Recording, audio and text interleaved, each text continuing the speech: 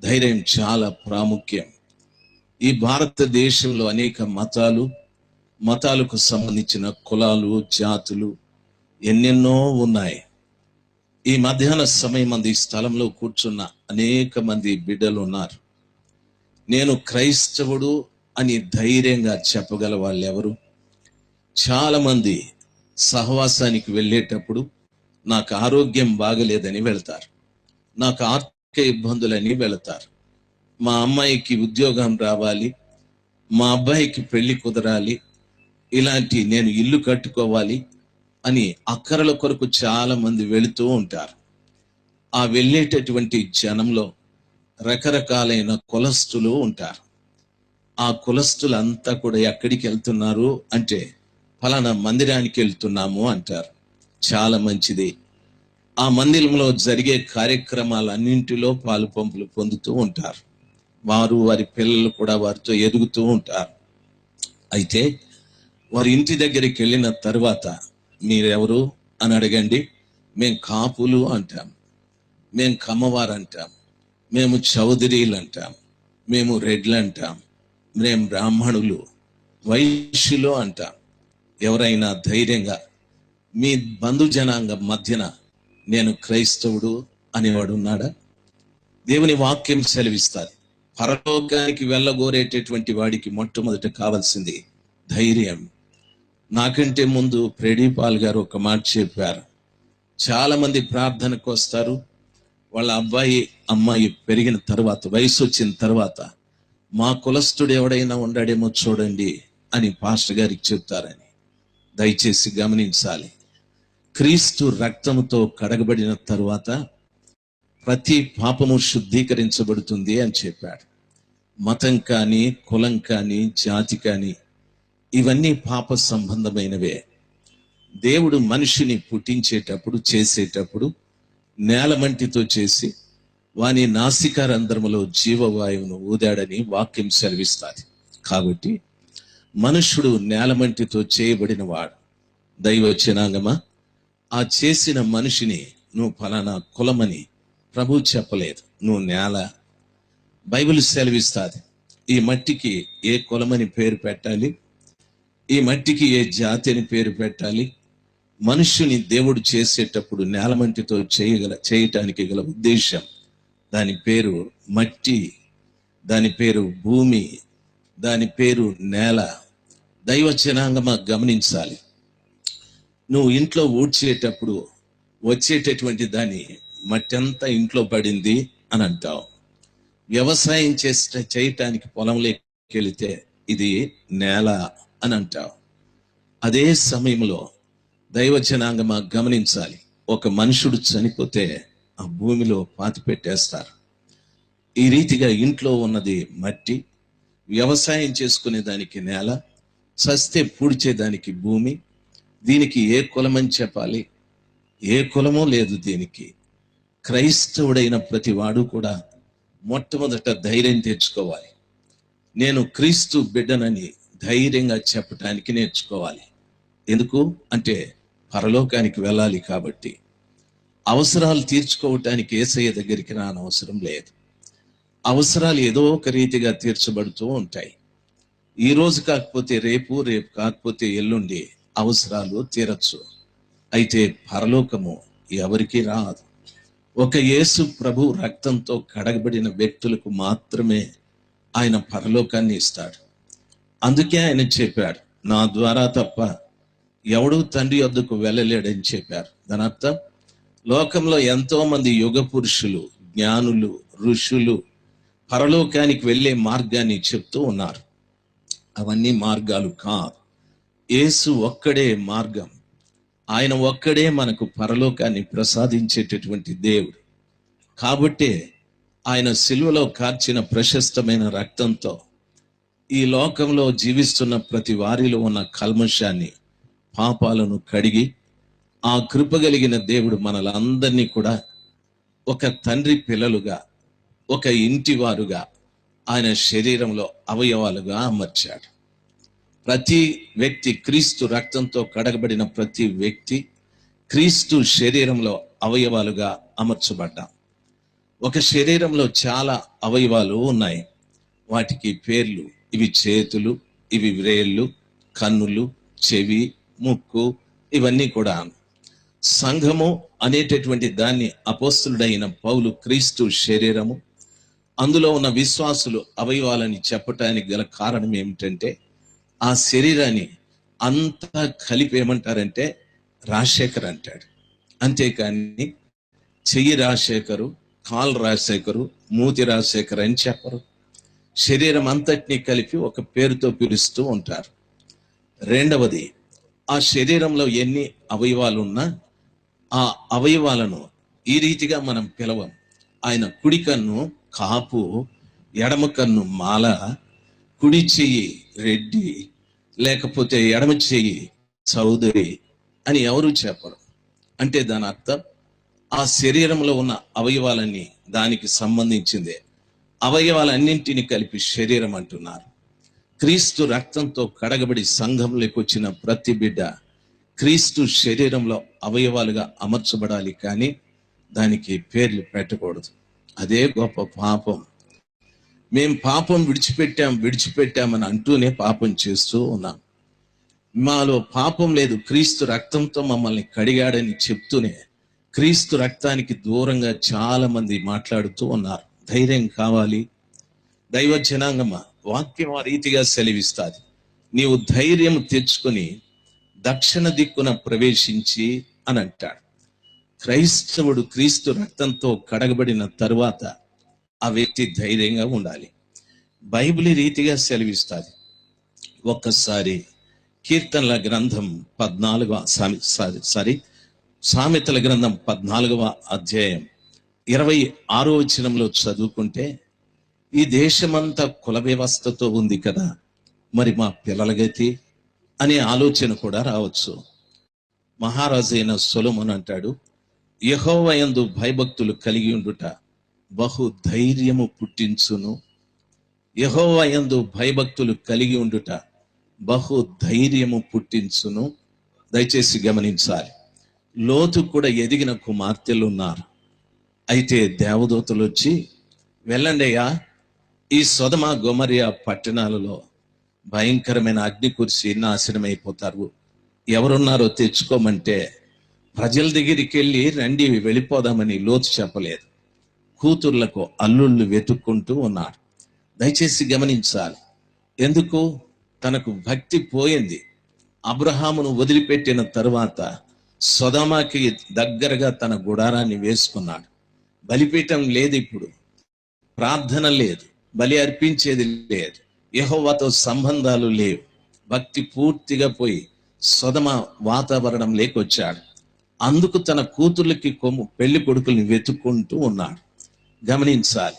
దేవుని నమ్ముకున్నటువంటి బిడ్డలతో వాక్యం సెలవిస్తుంది, దేవుని యందు భయభక్తులు కలిగి ఉంటే బహు ధైర్యం పుట్టిస్తాది. అట్టి వారి పిల్లలకు ఆశ్రయస్థానము కలదు. అట్టివారి పిల్లలకు ఆశ్రయస్థానం కలదు. మీ పిల్లల్ని చదివించగలడు నా దేవుడు. మీ పిల్లలకు ఉద్యోగాలు ఇవ్వగలడు నా దేవుడు. మీ పిల్లలకు మంచి భర్తల్ని ఇవ్వగలడు ఆయన. మీ పిల్లలకు మంచి భార్యని ఇవ్వగలడు. అన్ని విషయాలలో ఆయనే ఆశ్రయం. ఆయనే ఆశ్రయాన్ని కలుగజేస్తాడు. ఆశ్రయము అంటే చక్కటి గృహమని అర్థం. మీ పిల్లలకు ఆశ్రయ స్థానము కలదు అని అన్నాడు. ఎప్పుడు కలదు అంటే దేవుని యందు నిజంగా భయభక్తులు కలిగి ఉంటే. దేవుని యందు భయభక్తులు లేకపోతే ధైర్యము లేదు, మన పిల్లలకు ఆశ్రయ స్థానము లేదు. మనం అక్కరల కొరకు వచ్చాము సంఘానికి, యేసయ్య కొరకు రాలేదు. మన అక్కరలు తీరిపోతే మనం మనంగానే ఉంటాం. అక్కరల కొరకు కాక నాకు పరలోకం కావాలి అని వచ్చిన ప్రతి బిడ్డ ఆయన యందు భయభక్తుల్ని పెంచుకుంటూ వస్తాడు. వారి పిల్లలకు ఆశ్రయ స్థానాన్ని కలగజేస్తాడని వాక్యం స్పష్టంగా సెలవిస్తాడు. వింటున్న దైవ జనాంగమా, ఆలోచించవలసినటువంటి విషయం, ఎవరికి భయం ఉంటుంది? దేవుని నమ్ముకొని కూడా పరిస్థితులను బట్టి భయపడుతూ ఉంటారు. ఈ సమాజం మమ్మల్ని వెలివేస్తుందేమో, మా బంధువులు మమ్మల్ని తిరిగి ఇళ్లలోకి రానివ్వరేమో, ఏం జరుగుతుందో అనే భయాలు చాలా మందికి ఉంటాయి. భయం ఎవరికో తెలుసా? లూకాసు వార్త 18వ అధ్యాయం 13వ వచనంలో చదువుకుంటే, ఒక ఆయన దేవాలయానికి దూరంగా నిలబడి రొమ్ము కొట్టుకుంటూ భయపడుతూ ప్రార్థిస్తూ ఉన్నాడు. ప్రభువా, నేను పాపిని, ఈ దేవాలయంలోకి ప్రవేశించలేను, ఆకాశం వైపు కూడా కన్నులెత్తి నేను చూడలేనని భయపడుతూ భయపడుతూ ప్రార్థన చేస్తూ ఉన్నాడు. కారణం, అతడు పాపి కాబట్టి దేవాలయానికి దూరంగా ఉన్నాడు. భయపడే ప్రతి ఒక్క వ్యక్తి దేవాలయంలోకి వెళుతున్నాను అనుకోకండి, వాడు దేవాలయం బయట ఉన్నవాడే. భయపడే ప్రతి వ్యక్తి పరలోకంలో నేను చూస్తాను, పరలోకంలోకి ప్రవేశిస్తాను అనుకోకండి. పరలోకాన్ని చూడటానికి కూడా అవకాశం లేని పరిస్థితి అది. దైవ జనాంగమా, కారణం ఆ వ్యక్తిలో పాపం ఉంది కాబట్టి. ఏదెను వనములో ఆదాము హవ్వలిద్దరూ కూడా భయపడటానికి గల కారణమేమి? దేవుడు తినకూడదని చెప్పిన ఫలవృక్షాన్ని తిన్న కారణాన ఆ పూర్తిగా వారి మీద ఉన్న మహిమ తొలగిపోయారు, దిగంబరులైపోయారు, భయపడ్డారు. వారు చెట్ల చాటుకు వెళ్ళి దాక్కున్నారు, పాపం వారిని ఆవరించారు. దయచేసి గమనించవలసిన విషయం, క్షణకాలంలో జరిగిన కార్యం ఇది. దేవుని వాక్యం సెలవిస్తారు, భయపడకండి, పరలోకంలోనికి ప్రవేశించటానికి ప్రభు కృప దయచేస్తాడు. భయపడకండి, దేవాలయం ఎదుటి నిలబడి రొమ్ము కొట్టుకునేంత దారిద్ర్యపు స్థితి దేవుడు ఏ వ్యక్తికి కూడా కలగజేయడు. ఆయన చాలా గొప్ప దేవుడు. ఆయన ఎంతో మంది భక్తులు ఎన్నో చక్కటి సాక్ష్యాలు చెప్తూ ఉన్నారు. మిమ్మల్ని నడిపిస్తున్నటువంటి ఈ గొప్ప దైవ సేవకుల యొక్క ఉపదేశంలో నడవగలిగితే ఖచ్చితంగా దేవుని రాజ్యాన్ని చూడడమే కాదు, దేవుని రాజ్యంలో ప్రవేశించుటకు కూడా కృపగల దేవుడు యోగ్యతని అనుగ్రహిస్తాడు. అంటున్నాడు మోషే, కానానుకు వెళ్ళటానికి మిమ్మల్ని సెలెక్ట్ చేశాను, మీరు ఎన్నిక చేయబడ్డవారు మీరు పరలోకానికి వెళ్ళటానికి. ఈ మధ్యాహ్న సమయం అంది ఈ స్థలంలో కూర్చున్న ప్రతి బిడ్డతో మాట్లాడుతున్నాను. మీరు ఎన్నిక చేయబడ్డారు, ఆ 12 మంది కూడా ఎన్నిక చేయబడ్డారు. రెండవ మాట అన్నాడు, మీరు ధైర్యము తెచ్చుకొని దక్షిణ దిక్కుగా వెళ్ళండి అని చెప్పాడు. ఎందుకు తూర్పు దిక్కుగా వెళ్ళకూడదు? పడమటి దిక్కుగా ఎందుకు వెళ్ళకూడదు? ఉత్తరంగా ఎందుకు వెళ్ళకూడదు? దక్షిణ దిక్కుగా ఎందుకు వెళ్ళాలి? యోబు భక్తుడు చక్కటి మాట అంటాడు. ఏమంటున్నాడో తెలుసా? నేను తూర్పుకు వెళ్ళి ఆయనను వెదకి తిని కానీ ఆయన నాకు కనిపించలేదు. యోబు 23:28 అంటాడు. తూర్పు దిక్కుకు వెళ్ళాను, ఆయన నాకు కనిపించలేదు. పడమటి దిక్కుకు వెళ్ళి తిని అయినను ఆయన నాకు కనిపించలేదు. ఆయన పనులు జరిగించు ఉత్తర దిక్కుకు వెళ్ళి తిని ఆయన దక్షిణం వైపు ముఖము తిప్పుకుని కూర్చున్నాడు అని ఉంది. దేవుని వాక్యం సెలవిస్తాది, తూర్పుకు పోతే ప్రభు లేడు. వాస్తవంగా భూమి మీద జీవిస్తున్నటువంటి మనకు ఎలలు ఉన్నాయి. ఇది తూర్పు అయితే ఇది పడమర, ఇది ఉత్తరం, కుడి ప్రక్కన దక్షిణం ఉంటుంది. ఈ దిక్కులను ఏర్పాటు చేసింది కూడా దేవుడే. యోబు అంటున్నాడు, నేను తూర్పుకు వెళ్ళాను, ఆయన అక్కడ లేడు అన్నాడు. ఎందుకు లేడు అక్కడ ఆయన? ప్రియులారా గమనించాలి. యేసు ప్రభుల వారిని గూర్చి భక్తులు మలాకీ గారు అంటారు, ఆయన నీతి సూర్యుడు అనని. దరిదాపు 2015 సంవత్సరాల క్రిందట క్రీస్తు నీతి సూర్యుడు కన్యమరియ గర్భాన పుట్టాడు. తూర్పున జరగవలసిన కార్యం అయిపోయాది కాబట్టి తూర్పుకు వెళితే ఆయన లేడు. పడమట సూర్యుడు అస్తమిస్తాడు. దాని అర్థం క్రీస్తు 33.5 సంవత్సరం తరువాత కపాలమని అర్థమిచ్చే గొల్గొతా కొండపైన సిలువలో తన ప్రాణం పెట్టాడు. ఆ కార్యం కూడా పూర్తి చేశాడు. అక్కడ కూడా ఆయన లేడు. ఇప్పుడు ఆయన పనులు జరిగించు ఉత్తర దిక్కుకు వెళ్ళారు అని ఉంది. ఉత్తరము అనేది చదువుకున్న బిడ్డలకు బాగా అర్థమవుతాది. ఒక ఇండియా మ్యాప్ను మనం చూస్తే గనక తూర్పు పడమరులు అలాగుండి ఉత్తరం పైకి చూపిస్తూ ఉంటారు. ఉత్తరం అనగా పరలోకము అని అర్థం. పరలోకము దేవుని పనులు జరిగించేటటువంటి ఒక స్థలం. ప్రతి ఒక్కటి దేవుడు అక్కడే ఆలోచన చేసి ఆ కార్యాలు భూమి మీద చేస్తూ వచ్చాడు. నరుని చేయకమునుపు ప్రభు మనము మన పోలిక చొప్పున మన స్వరూపంలో నరుని చేయదము అని అక్కడ ఆయన చేసే పనిని ఆలోచించాడు. ఉత్తరము ఆయన పనులు జరిగించేటటువంటి స్థలం. అక్కడ కూర్చుని దక్షిణం వైపు చూస్తున్నాడు అనుంది. దక్షిణం ఏది? ఉత్తరానికి ఎదురుగా ఉన్నది దక్షిణం, అనగా పరలోకానికి సంబంధించింది దక్షిణానుంది.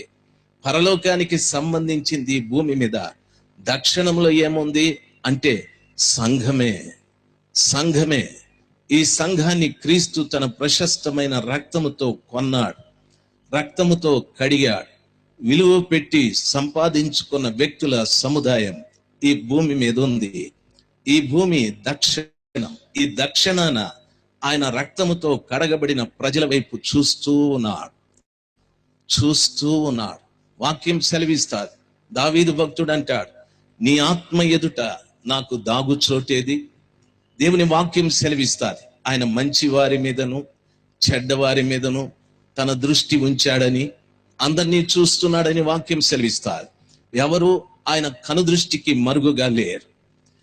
ఎవరు ఆయన ఆత్మకు దాగుచోటు లేదు.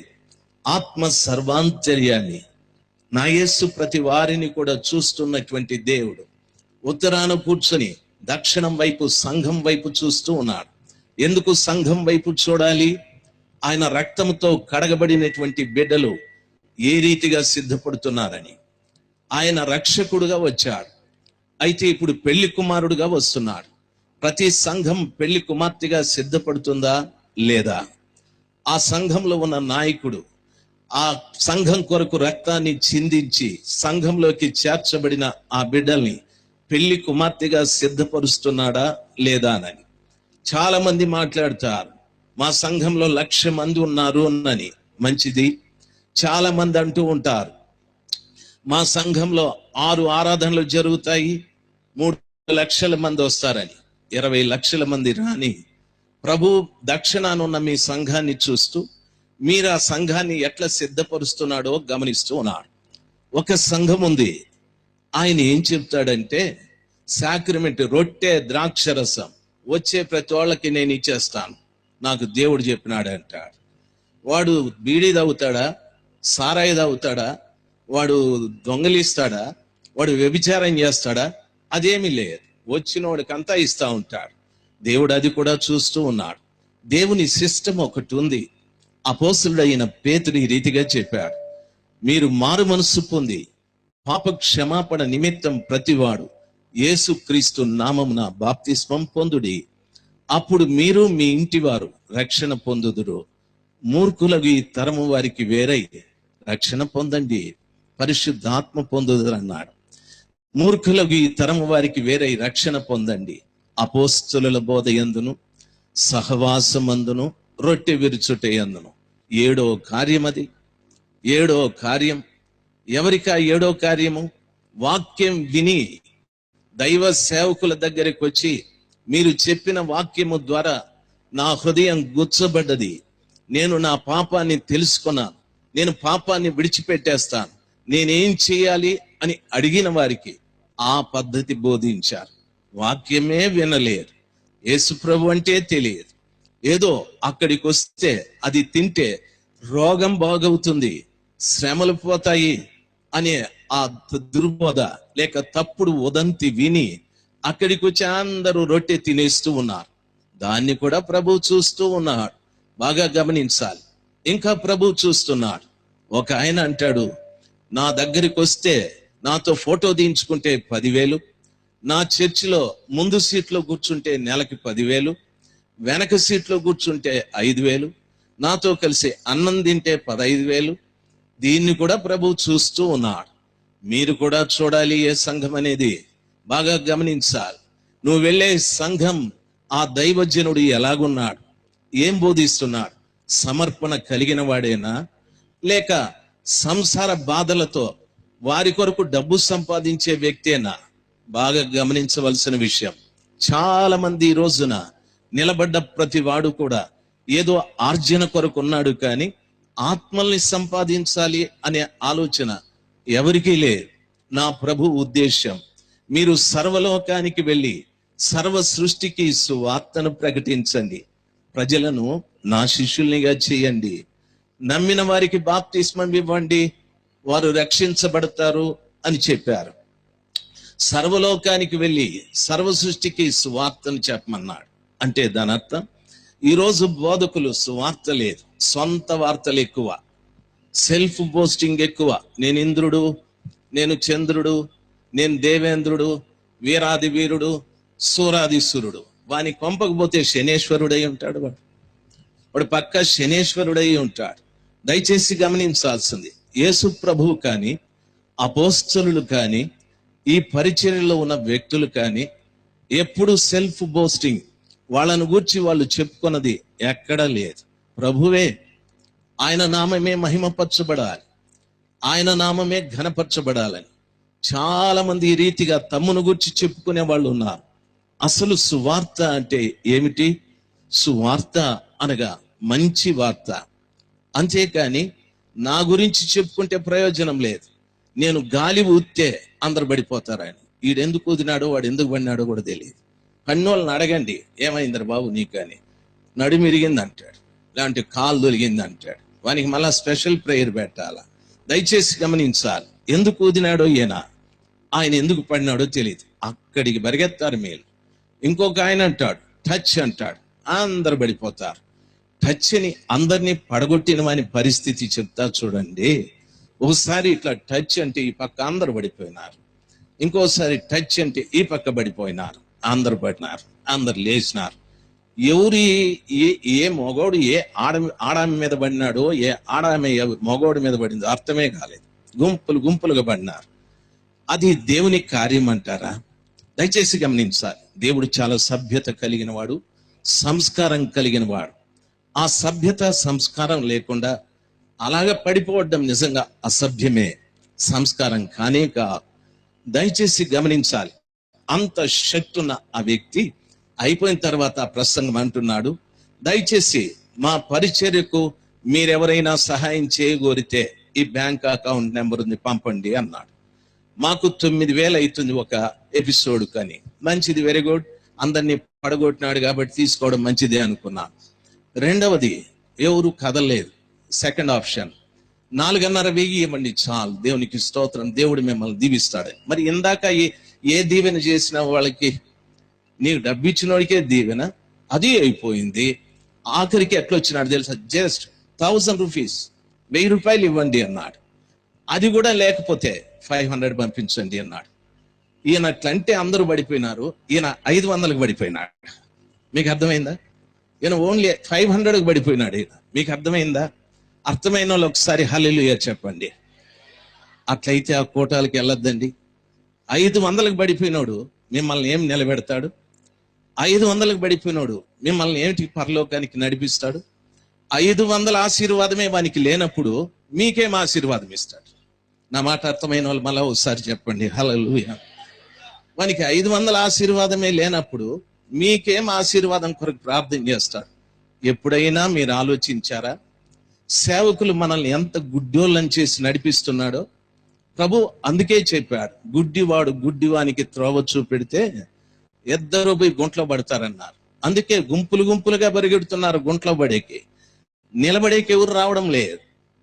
సత్యమైన సువార్త వినటానికి ఎవరు రావడం లేదు. సువార్త అంటే ఏమిటి? మంచి వార్త అని అర్థం. ఓ బస్సు ఆటోకి గుద్దింది, 10 మంది చచ్చిపోయినారు, వార్త అది. అంతకుముందు ఎన్నో బస్సులు ఎన్నో ఆటోలు గుద్దుకున్నాయి, వార్తే కాదు అది. ఇంకేది వార్త? ఒక ఆమె భార్య దగ్గర బ్రతకలేక ఉరివేసుకొని చచ్చిపోయింది, అది వార్త. ఆమె కంటే ముందు కొన్ని వేల మంది చచ్చిపోయినారు, అది కూడా వార్త కాదు. వార్త అంటే ఏమిటో తెలుసా?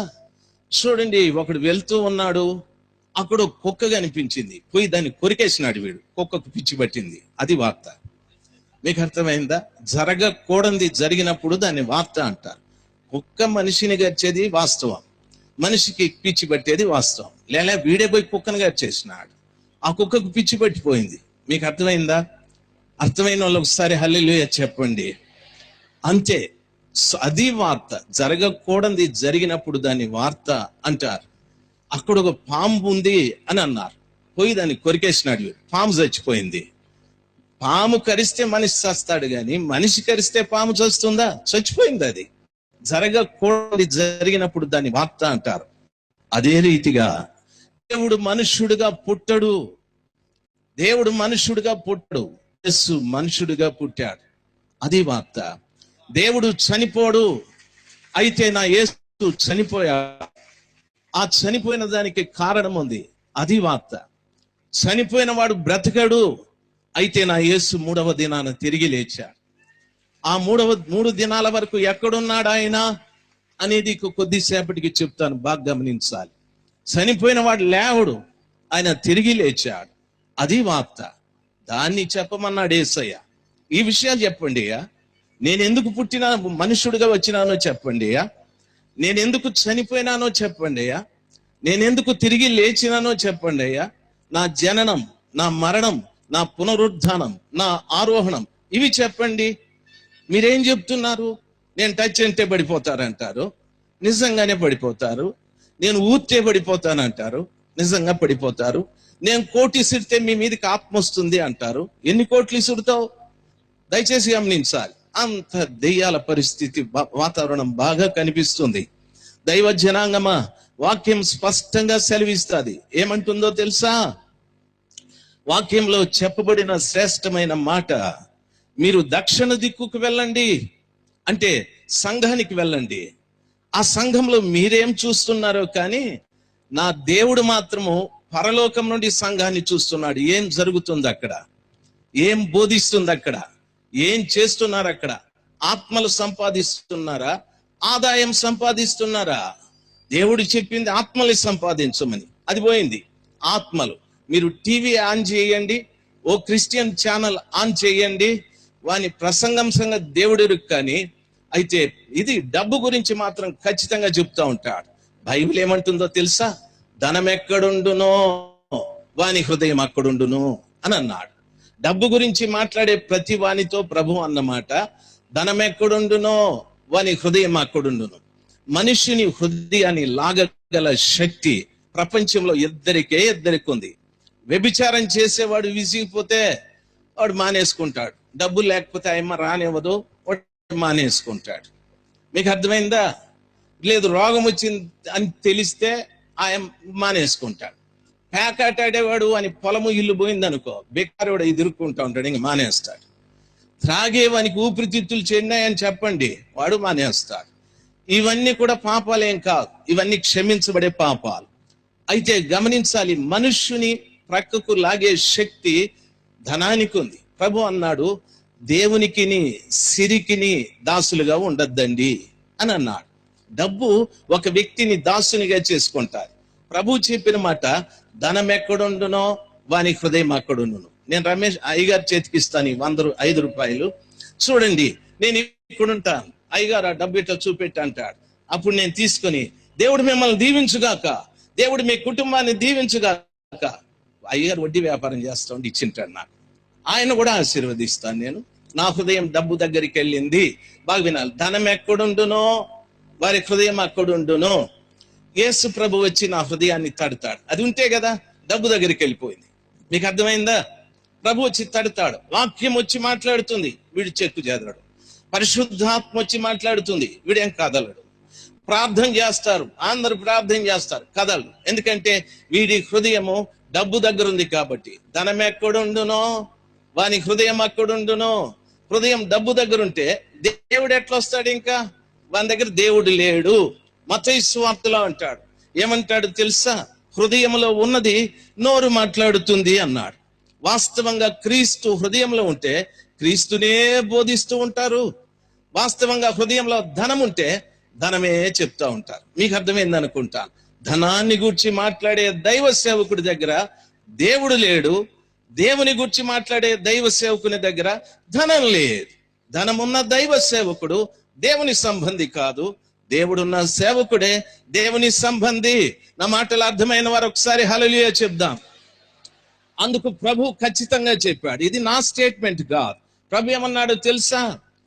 ధనవంతులు పరలోక రాజ్యంలో ప్రవేశించుట కంటే సూది బెజ్జములో ఒంటె దూరుట సులభము. ఒక ఆయన అంటాడు, నేను 30 ఎకరాల పొలం కొనాలి. ఎందుకు? నువ్వు చచ్చేదానికి 6 అడుగులు చాలు కదా.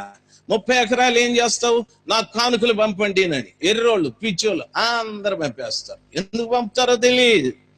దయచేసి వాడికి మీకు సంబంధాలే. దైవ జనాంగమా, శత్రువైన సాతానుడు చాలా మట్టుకు మనుషుల్ని సువార్త విననివ్వకుండా సొంత వార్తలు వినేటట్టు చేశారు. అందుకే పౌలు అంటున్నాడు, నేను బోధించి వెళ్ళిన తరువాత దేవదూతలు వచ్చి బోధించినా మీరు వాళ్ళని వినకూడదు. దేవదూతలు లాంటి వాళ్ళు వస్తారు, జిగిమిగి నన్ను వస్తారు. ఓ సినిమా స్టార్లు మించిపోయిన వాళ్ళు వస్తాడు. తెల్లెంట్రుకలు నల్ల రంగు కొట్టుకొని వస్తాడు. ఎవడండి కొట్టమనేది నల్ల రంగు? వాడి పెండ్లాం వాడి దగ్గరే ఉంది, మళ్ళీ షోకి ఎందుకు? మీకు అర్థమైందా? వాడి పెండ్లాం వాడి దగ్గరే ఉంది, మళ్ళీ ఈ కలర్లు ఇవన్నీ ఎందుకు షోకులు?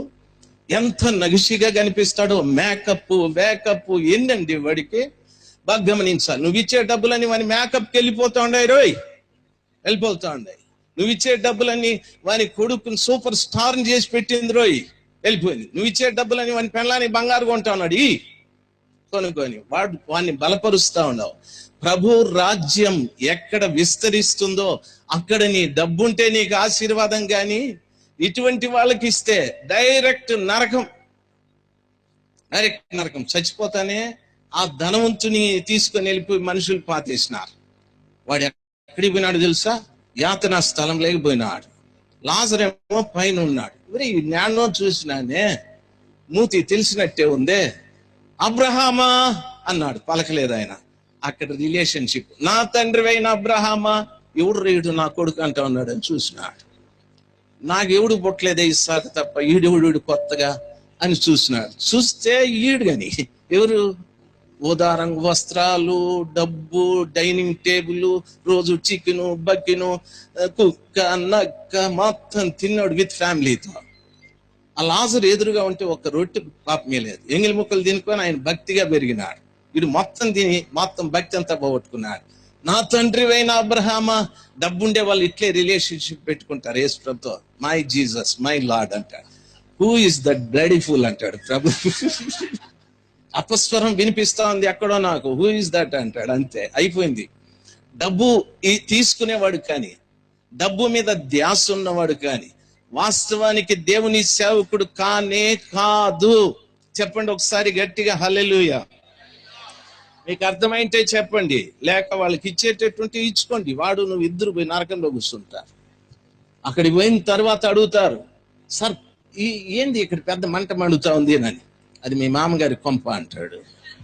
మామగారి కొంప? ఎవరురా మామ? ఎవర్రా? లూసిఫర్.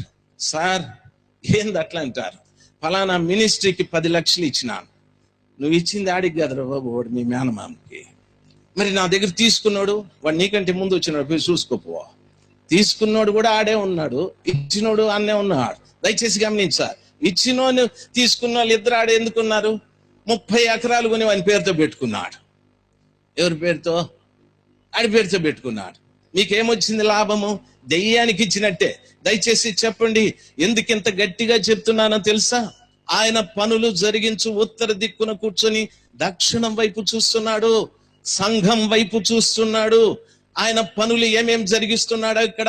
పాపముతో నశించిపోతున్న ప్రజలకు, ఓ సంఘమా, మారు మనస్సును గురించి బోధించు, పాప క్షమాపణ గురించి బోధించు, బాప్తిసాన్ని గురించి బోధించు, పరిశుద్ధాత్మ గురించి బోధించు. వీరు మూర్ఖులకు, ఈ తరం వారికి వేరై రక్షించబడేటట్లు అపోస్తుల బోధలో నడవాలి. అపోస్తుల బోధలో వారు నడవాలి. ఇవన్నీ ప్రభు ఆ సంఘంలో ఉన్నాయో లేదో చూస్తూ అటువంటివి సంఘంలో కనిపించకపోతే నెమ్మదిగా ఆయన వెళ్ళిపోతాడు. ఆ సంఘానికి ఆయనకు సంబంధము లేదు. మీకు అవసరమైతే ఇర్మియా గ్రంథం 12వ అధ్యాయం 12వ వచనం చదవండి. వాక్యం సెలవిస్తా, యెహోవా దేవుడు తన మందిరమును విడిచిపెట్టెను అని అంటాడు. దేవుడు అటువంటి మందిరాలను విడిచేసినాడు. ఎందుకంటే అవి డబ్బు కొరకు పని చేసుకుంటూ ఉన్నాయి కాబట్టి. ఉత్తరాన కూర్చొని దక్షిణానున్న తన సంఘము వైపు ఆయన చూస్తూ ఉన్నాడు. ఆయన పనులు ఆ సంఘంలో జరుగుతున్నాయో లేవో, ఆ సంఘంలో తగ్గింపు ఉందో లేదో, ఆ సంఘంలో ప్రేమ ఉందో లేదో, ఆ సంఘంలో దయ ఉందో లేదో, ఆ సంఘంలో కనికరం ఉందో లేదో, తనకు సంబంధించినవి అక్కడ ఉన్నాయో లేదో ఆయన ఉత్తరము నుండి దక్షిణములో ఉన్న సంఘం వైపు చూస్తూ ఉన్నాడు. దయచేసి గమనించా, ఒక సేవకుడు పరలోకము నుండి తన సంఘాన్ని చూస్తున్న దేవునికి ఆ సంఘంలో ఏమి చూపెడుతున్నాడో దైవ సేవకులు మీరే ఆలోచించండి. అక్కడ పాప క్షమాపణ అనేది సంఘంలో జరుగుతుందా? ఆ సంఘంలో పరిశుద్ధాత్మ పొందాలి అనేటటువంటి విషయాలు ఉన్నాయా? ఆ స్థలంలో వచ్చిన బిడ్డలు మారు మనసు పొందాలి అనే కార్యక్రమాన్ని చేస్తూ ప్రభువుకు చూపెడుతున్నాడా? దైవికమైన కార్యక్రమాలు సంఘంలో ఆ దైవ సేవకుడు చేస్తూ ప్రభు చూసి ఆనందించేటట్టుగా ఉన్నాడా? సంఘంలో దైవికమైన కార్యాలు లేక ఆయన చూసి ఆ సంఘాన్ని వదిలిపెట్టి వెళ్ళిపోయాడా? ఆలోచించాలి. ఇర్మియా 12:12 అంటాడు, ఆయన తన సంఘమును విడిచిపెట్టేశాడని. 12:7 క్షమించండి, 12:7 అంటాడు, నా మందిరమును నేను విడిచి ఉన్నాను, స్వాస్థ్యమును విసర్జించి ఉన్నాను. అబ్బా, నా స్వాస్థ్యం అది నా సొంత రక్తముతో కొనుక్కున్నటువంటి వ్యక్తులు వారు. అది నా స్వాస్థ్యమే, పిత్రార్జితం కాదు, తండ్రి దగ్గర నుండి నాకు వచ్చింది కాదు. ఈ సంఘము కేవలం నా రక్తముతో కొనుక్కున్నటువంటిది. నా స్వాస్థ్యమును విసర్జించి ఉన్నాను. విసర్జించడం అంటే ఏం తెలుసా? మామిడి పండు మీరు కొంటారు, మామిడి పండు ఖరీదు 25 రూపాయలు. మామిడి పండు తీసుకొని తిని ఆ విత్తనం కూడా తినేస్తారా? విత్తనం కూడా తింటారా? ఎవరు మాట్లాడరే, తినేటట్టున్నారు. మీరు తింటారా? 25 రూపాయలు పెట్టి కొన్నామే, ఈ విత్తనాన్ని ఎట్లా పడేసేదని దాన్ని తిన్నామనుకో, రేపు పొద్దున్నేకి ధర్మాసుపత్రిలో ట్యూబులు పెట్టుకొని పడుకో ఉంటాం. ఆ పెచ్చులన్నీ లోపల పోయి పేగులన్నీ చించేసి ఉంటాయి. దయచేసి గమనించాలి. పడేస్తావు, విసర్జిస్తావు, అది యూస్లెస్, హోప్లెస్, వర్త్లెస్. ఆ విత్తనానికి కూడా డబ్బు పెట్టావు కానీ విసర్జించాడు. దేవుడు తన సంఘమును తన స్వాస్థ్యమును విసర్జించాడు. చాలా సంఘాలను ప్రభు విసర్జించేశాడు. వద్దు, ఇది నాకు అవసరం లేదు, ఇది హోప్లెస్, పనికిరాదు, ప్రయోజనం లేదు, విసర్జించాడు. దేవుని వాక్యం ఆ రీతిగా సెలవిస్తారు.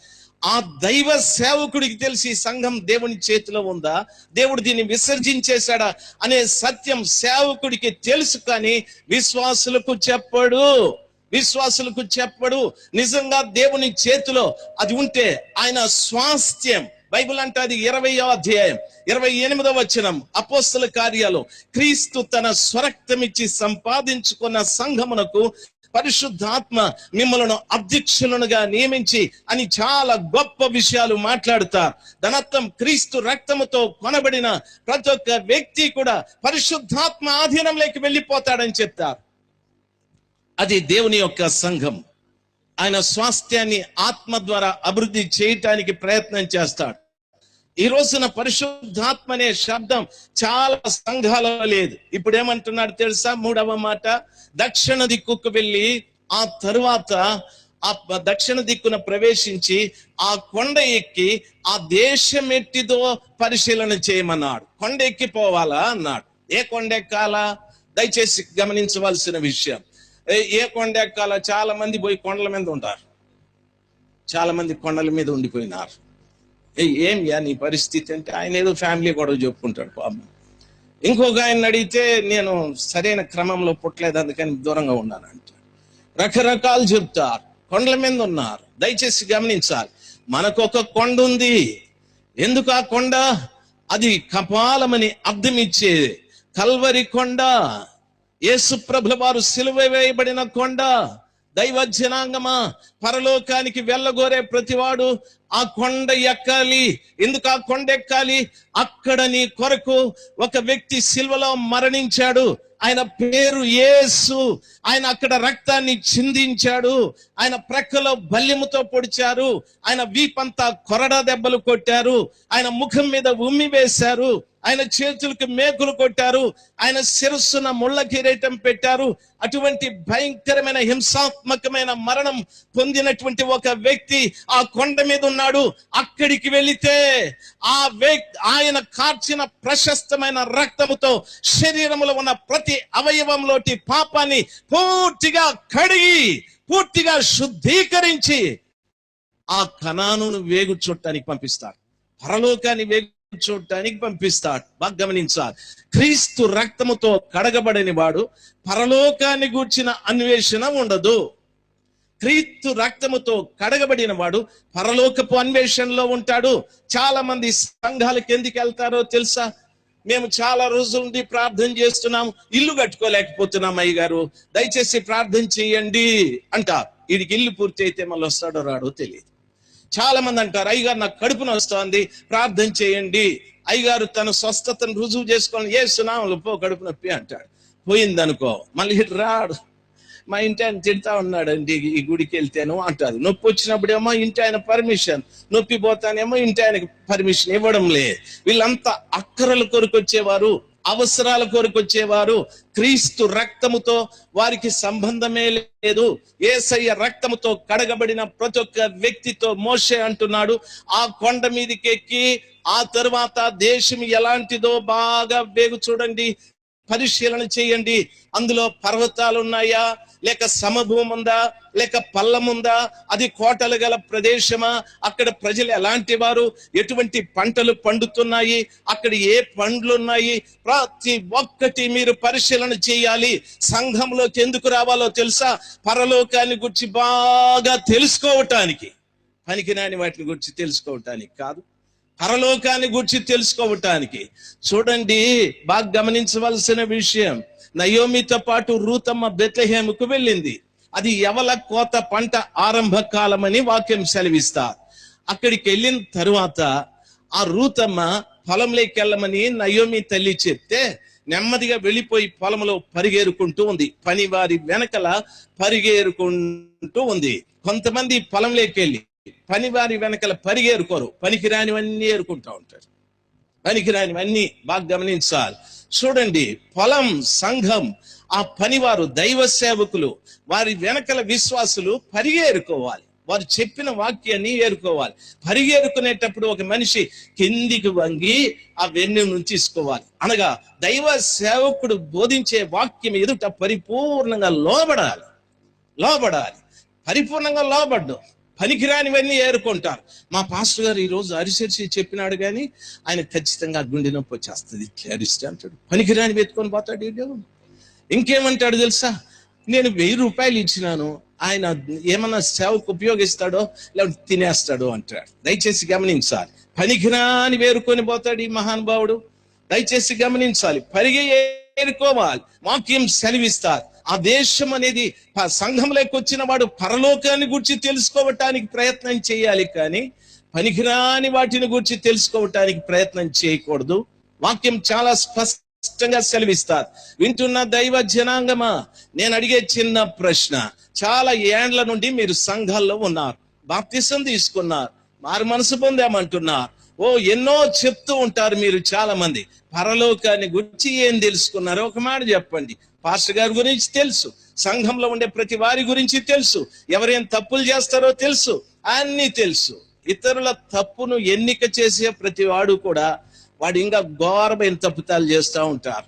దయచేసి గమనించాలి. దేవుని వాక్యం సెలవిస్తుంది, సంఘంలోకి వచ్చే ప్రతి బిడ్డ పరలోకాన్ని గురించి తెలుసుకోవటానికి నేర్చుకోవాలి.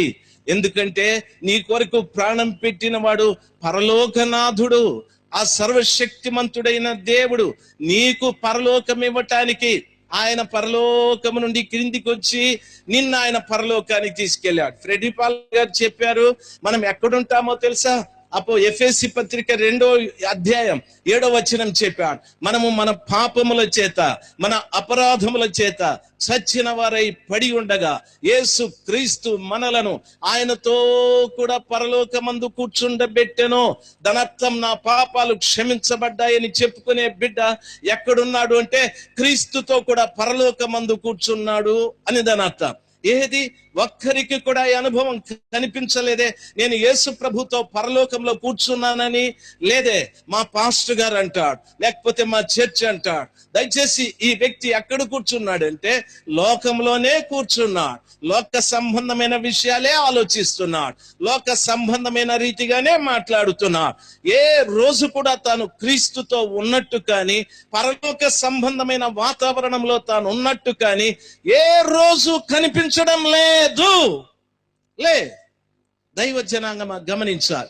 ఎందుకు మీ భార్య మారలేదు? ఎందుకు మీ భర్త మారలేదు? నీవు క్రీస్తుతో ఉన్నట్టు కనిపించలేదు. నీవు పరలోకంలో ఆ మంచి వాతావరణం నీలో కనిపించనే లేదు. అందుకే ఆయనలో మార్పు రాలేదు తల్లి, మార్పు రాలేదు నా ప్రియమైన తండ్రి. చాలా మంది ఏడుస్తూ ఉంటారు, వారు మారలేదు, వీరు మారలేదని. మొదట మీరే మారాలి. వాక్యం ఆ రీతిగా సెలవిస్తారు. దేవుని వాక్యం సెలవిచ్చిన మాట, సంఘంలోకి వచ్చే ప్రతి బిడ్డ కూడా పరలోకాన్ని గురించి తెలుసుకోవటానికి రావాలి. పరలోకాన్ని గురించి మనకు బోధించే దైవ సేవకుని దగ్గర ఆయన బోధించే వాక్యానికి పూర్తిగా లోబడాలి. ప్రతి వాక్యం ఎదుట పూర్తిగా లోబడాలి. ఏమంటారో తెలుసా? ఈరోజు వాక్యం అంతా నాకే చెప్పినాడు ఆ పాస్టర్ గారు. గుడికి పోనీయా, నేను ఇంకొక మందిరానికి వెళ్ళిపోతానట. నువ్వు ఏ మందిరానికి పోతే లాభం ఏముంది? నువ్వు చెత్త ఏరుకునే రకానివి.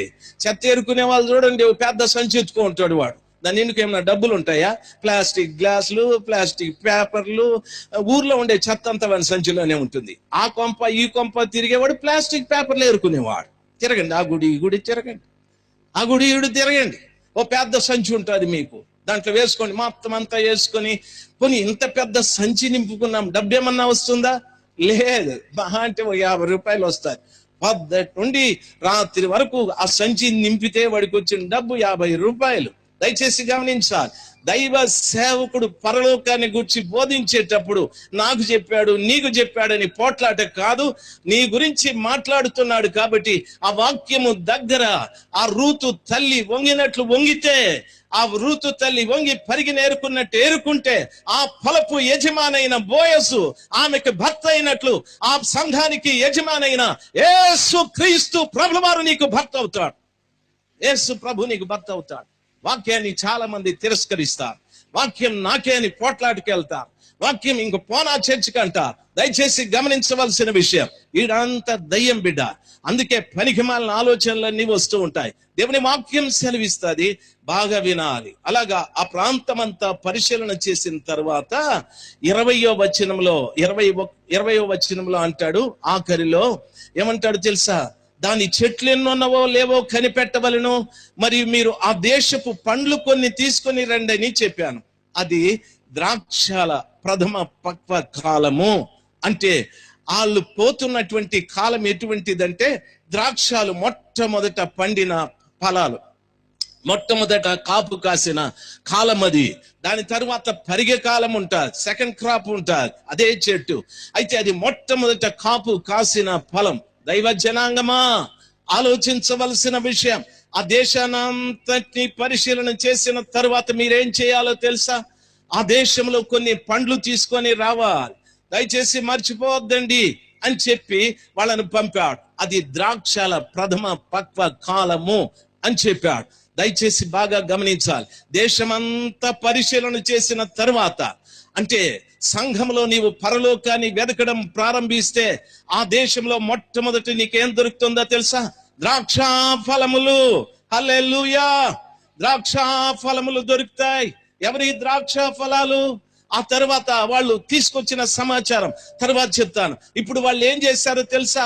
ఆ మోషే ఆ మాట చెప్పిన తర్వాత 21వ వచనంలో వారు సీనుకు వచ్చిరి అని ఉంది. సీనుకు వచ్చిన తర్వాత సీను అరణ్యమునకు వచ్చి హామాతుకు పోవు మార్గముగా రెహబోతు వరకు దేశ సంచారము చేసి చూచిరి. వారు దక్షిణ దిక్కున ప్రయాణం చేసి హెబ్రోనుకు వచ్చిరి. హల్లెలూయా! చెప్దాం గట్టిగా, హల్లెలూయా! అక్కడ 4 ఊర్లు చెప్పబడ్డాయి.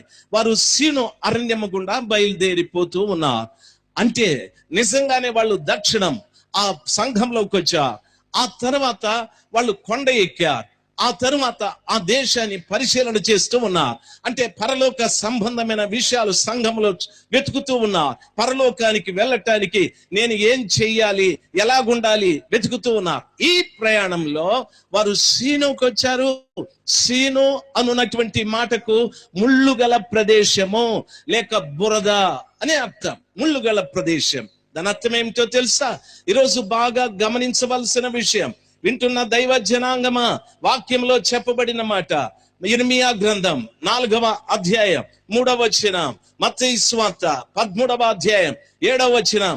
ఈ వాక్యాల్లో చదువుకున్నట్లయితే వాక్యము సెలవిస్తాది, విత్తనాలు విత్తేటప్పుడు ముళ్ళు గల ప్రదేశంలో పడ్డాయి, కొన్ని ముళ్ళ చెట్లలో, దారి ప్రక్కన, మంచి నేలన, రాతి నేలన పడ్డాయని వాక్యం సెలవిస్తారు. ముళ్ళు చెట్లను గురించి వర్ణించేటప్పుడు వారు ఐక విచారములు కలిగిన వారు, వాళ్ళలో విత్తబడినటువంటి వాక్యము మొలిచి మొక్కెత్తాది, కానీ ముళ్ళు చెట్లు దాన్ని అణిచివేశాయి అని వాక్యం సెలవిస్తారు. దైవ జనాంగమా, రెండవది ముళ్ళు ఎవరు? 4వ అధ్యాయం యిర్మీయా గ్రంథం 3వ వచనంలో చదువుకుంటే వాక్యం ఈ రీతిగా సెలవిస్తారు. దయచేసి ఆ వాక్యాన్ని చదువుతాను, దయచేసి ఆ మాటని వినాలని ప్రత్యేకంగా మీకు మనవి చేస్తూ ఉన్నాను. 4వ అధ్యాయం. యూదా వారికిని యెరూషలేము నివాసులకును యెహోవా ఇలాగు సెలవిచ్చుచున్నాడు. సార్ ఉండండి సార్. యూదా వారికిని యెరూషలేము వారికిని యెహోవా ఇలాగు సెలవిచ్చుచున్నాడు. యూదా అను మాటకు స్తుతి అని అర్థం. స్తుతించే వారికిని యెరూషలేము, యెరూషలేము అనగా విశ్రాంతి, విశ్రాంతి అనగా పాపం విడిచిపెట్టిన వారు. ప్రభు అంటాడు, ప్రయాసపడి భారము మోసుకుంటున్న వారలారా నా దగ్గరికి రండి, నేను మీకు విశ్రాంతిని ఇస్తాను. పాపం విడిచిపెట్టిన ప్రతివాడు యెరూషలేము వాసి, దేవుని స్తుతించే ప్రతివాడు యూదా వాసి. యెరూషలేము వారికిని యూదా వారికిని యెహోవా సెలవిస్తున్నాడు, ఓ దేవుని స్తుతించు జనాంగమా, పాపమును విడిచిపెట్టామని చెప్తున్న జనాంగమా, నా యేసు ప్రభుల వారు ఈ రీతిగా సెలవిస్తున్నాడు. ఏమంటున్నాడో తెలుసా? చూడండి, ముళ్ళ పొదలలో విత్తనములు చల్లక మీ ప్రియుడు పొలములు దున్నుడి, మీ ప్రియుని పొలములు దున్నుడి. ముళ్ళ పొదలలో విత్తనాలు చల్లద్దండి. దైవ సేవకులతో చెప్తున్నమాట. దైవ జనులారా, మీ సంఘంలోకి వచ్చే వాళ్ళకి ఎప్పుడైనా మారు మనసు గురించి చెప్పారా? మీ టీవీ ప్రోగ్రాం గురించి చెప్పారు. మీ సంఘాల్లోకి వచ్చే వాళ్ళకి పాప క్షమాపణ గురించి ఎప్పుడైనా చెప్పారా? లేదు, నువ్వు ఎంత సూపర్ స్టారో చెప్పావు. ఏమని? నేను ఎటువంటి వాడినో తెలుసా అని ఊతే పడిపోతారన్నాడు. ఆయన కెపాసిటీ చెప్తున్నాడు. మీ సంఘాల్లోకి వచ్చే వాళ్ళకి ఎప్పుడైనా బాప్తిసాన్ని గురించి చెప్పారా? బాప్తిస్మం ఎందుకండి, నా చెయ్యి పడితేనే వాడు పరలోకానికి వెళ్ళిపోతాడు అంటాడా మనిషి? దయచేసి గమనించా. యూదా వారలారా, యెరూషలేము వారలారా, మీరేం చేస్తున్నారో తెలుసా? వాక్యమును ముళ్ళ చెట్లలో చల్లుతున్నారు. దాని అర్థం, ఒక వ్యక్తి పాపముతో సంఘంలోకి వచ్చాడు, ఒక వ్యక్తి అరాచకాలు చేసి వచ్చాడు, ఒక వ్యక్తి అన్యాయాలు చేశాడు, ఒక వ్యక్తి అఘాయిత్యాలు చేశాడు, ఘోరమైన పాపాలు చేసిన ఈ వ్యక్తి ముళ్ళ చెట్టు లాంటి వాడు అనేకులకి నొప్పి పుట్టిస్తూ ఉన్నాడు, అనేకులకి బాధ కలిగిస్తున్నాడు. ముళ్ళు గుచ్చుకుంటే ఒక వ్యక్తి ఎంత బాధపడతాడో అదే రీతిగా చాలా మంది ఒకరికి ఒకరు బాధ పెట్టే వాళ్ళందరూ సంఘంలో ఉన్నారు. అక్కడ విత్తనాలు చల్లుతావేందయ్యా నీవు? ఆ ముళ్ళ చెట్లలో విత్తనాలు చల్లితే భవిష్యత్తుగా మొలవచ్చు, కానీ ఆ ముళ్ళ చెట్లు దాన్ని ఎదగనివ్వదు. చాలా మంది కాపరులకు ఎక్కడ చల్లాలి అనేది కూడా తెలియదు. మా కూటానికి అంతమంది వచ్చినారండి, మా చర్చికి ఎంతమంది వచ్చినారంటే, వచ్చినారు మంచిదేనండి. వాళ్ళలో ఎంతమంది ముళ్ళ చెట్లు, ఎంతమంది వాక్యం అనే విత్తనంతో ఎదుగుతున్నారు, ఆ క్యాల్కులేషనే లేదు. ఎంత డబ్బు వచ్చింది, ఎట్లా ఏ ప్రాజెక్ట్ పెడితే మనకు డబ్బు వస్తుంది అనే క్యాల్కులేషన్ అంత బాగా గమనించాల్సింది. కన్ఫెషన్ పోయింది, క్యాల్కులేషన్ వచ్చింది. మీకు అర్థమైందా? కన్ఫెషన్ పోయింది, కన్స్ట్రక్షన్ వచ్చింది. కన్ఫెషన్ పోయింది, కలెక్షన్ వచ్చింది. ఇప్పుడు ఎవరు నిలబడినా కలెక్షన్, కన్స్ట్రక్షన్, అంత కలెక్షన్ కన్స్ట్రక్షన్ లోనే ఉన్నాడు. కన్ఫెషన్ లేదు, పశ్చాత్తాపం లేదు, వసూళ్లలో దిగేసినారు, కట్టడం కట్టేకి తయారైనారు. ప్రభు ఏమంటాడు తెలుసా? నా రాకడ దినములలో నోవహు దినాల వలె ఉంటాయిరా బాబు అని చెప్పినాడు మనకి. నోవహు దినాల్లో ఏముందో తెలుసా? నోవహు దినాల్లో వాక్యం చెప్తే ఒకడు విండో పోయినాడు ఆయన, పోరా బాబు వాక్యం వినరా, ఈ వాళ్ళకి రారు, ఒక్కడు వినలేదు. వాక్యం వినేవాడు లేదు. ఎవడు గాలి ఊతాడో, ఎవడు టచ్ అంటాడో, ఎవడు నీళ్లు చల్లుతాడో, ఎవడు ప్రార్థన చేస్తే చేతులు బిగిసిపోతాయో, కళ్ళు బిగిసిపోతాయో అడిగి పరిగెత్తా ఉన్నారు. నోవాహు దినాల్లో వాక్యాన్ని తిరస్కరించారు. నోవహు దినాలలో పెళ్లి చేసుకొనుట, పెద్ద పెద్ద ఇళ్ళు కట్టుకుంటా ఉన్నారు. పెద్ద పెద్ద ఇళ్ళు, సేవకులంతా ఇప్పుడు పెద్ద పెద్ద భవనాలు కట్టేసుకుంటా ఉన్నారు. వెళ్ళిపోతారు రే బాబు, వాళ్ళతో మీరు పోతే అడ్రస్ కనిపించరు. గాబ్రియల్ దూతని పెట్టి పరలోకంలో ఎతికించిన మిమ్మల్ని వాడు ఎవడో మాకు తెలియదు అంటాడు. రాజశేఖర్ తెలియదేమి, ఆ గుడారాల్లో ఏడాది వాడు తెల్లగడ్డం ఉంటుంది, మూతి నల్లగా ఉంటుంది, తెలియదని. సారీ, ఆ పేరుడే లేడు సార్, ఒకసారి చూడండి సార్. హోసన్నా మినిస్ట్రీలో రాజశేఖర్ అని ఆయన ఉన్నాడు, ఇప్పుడు తణుకులో చేస్తా ఉంది, ఇక్కడికి వచ్చినాడు. వీడెవడ మదన పిల్లోడు లేడు అంటాడు. మీకు అర్థమైందా?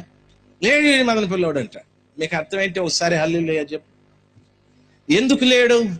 ఈయన ఎంతసేపు కలెక్షన్ మీద ఉండిపోయినాడు, కన్ఫెషన్ లేదు, ప్రజల్ని పశ్చాత్తాపం లేక నడిపించలేదు. వీడు ఎవడు డబ్బు ఇస్తాడా అని వెతుక్కుంటా ఉన్నాడు, కలెక్షన్. రెండవది కన్స్ట్రక్షన్, కట్టడాలలోకి వెళ్ళిపోయినారు. నేను అది కడుతున్నా, ఇది కడుతున్నా. ఎవరికోసరం కడుతావురా? మాకోసరమా? మాది కాదే, డబ్బు మాది, కట్టడం నీది. దేవునికి సంబంధించింది అది కాదే. దయచేసి వినాలి, దయచేసి ఈ మాట అర్థమైన ప్రతి వాళ్ళు గట్టిగా హల్లెలూయా చెప్దాం. హల్లెలూయా. ముళ్ళలో చల్లుతూ ఉన్నారు విత్తనాలు. ఒక్కడన్నా మారు మనసు పొందాడా అని అడిగే వాళ్ళులే. ఎంతసేపు స్వస్థతలే. ఓ శరీరం బాగవుతుంది, మంచిదే. నీ ఆత్మ ఎప్పుడు బాగవుతుంది? శరీరం మట్టిలోకి వెళ్ళిపోతారు. ఆత్మ తాను దయచేసిన దేవుడి దగ్గరికి వెళతా. దేవుని దగ్గరికి వెళ్ళే ఆత్మను గూర్చి నీకు ఎవడు మాట్లాడడం లేదే, ఆత్మను గూర్చి ఎవరు నీకు చెప్పడం లేదే. దైవ జనాంగమా, ఆలోచించవలసినటువంటి సమాచారం. ఈ మధ్యాహ్న సమయమందు సీనులో దిగారు, సీను గుండా వెళుతున్నారు.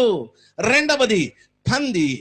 2వ పేతురు పత్రిక 2వ అధ్యాయంలో అంటాడు, కడగబడిన పంది బురదలో పొర్లినట్లు అని అంటాడు. సీను అంటే బురద అని కూడా అర్థం. కడగబడిన పంది మరలా బురదలో పడినట్లు అంటే సంఘంలోకి వస్తారు. పాస్టర్ రోజు వాక్యం చెప్తే ఏడుస్తారు, మళ్ళా బయటికి వెళితే మళ్ళా బొర్లుతూ ఉంటారు. మీకు అర్థమైందా? వీళ్ళకి అర్థం కాలే, అందరూ చెవుల్లోటివి తీసేసి కూర్చునేసినారు. పాపం అర్థం కాలే పాపం. చెప్పండి హల్లెలూయా, అందరు చెప్పండి. ఆదివారం కడుక్కునేది, సోమవారం పొద్దున బురదలో పడేది. ఆదివారం కడుక్కునేది, సోమవారం ఉదయం తెల్లారితేనే పోయి బురదలో పడిపోయేది. అయితే ఎప్పుడు శుభ్రంగా ఉండే స్థలంలో, ఎప్పుడు మనల్ని కడిగే స్థలాన్ని మనం ఎన్నిక చేసుకోం. ఎప్పుడు మనల్ని కడిగి శుభ్రంగా ఉంచే స్థలాన్ని ప్రజలు కోరుకోవడంలే. బురదలో పడేది, మళ్ళా వచ్చి కడుక్కునేది. నేను ఒక మాట అడుగుతాను, పందిని ఎవడన్నా కడిగింది చూసినారా? కుక్కను కడిగింది చూసినాను, కోడిని కూడా కడుగుతారు, గేదెని కడుగుతారు. పందిని ఎవడన్నా కడిగిందే చూసినారా? ఎవరన్నా చూసినారా? పందిని బాదుతారండి, దాన్ని పట్టుకునేటప్పుడు గొడ్డును బాదినట్టు బాధేస్తారు పాపం. అది గురుగురు అంటుంది. అది గనక మూతి పైకెత్తే ప్రసక్తే లేదు, దాని లైఫ్ అంతా భూమి చూసుకుంటూ ఉంటుంది పంది.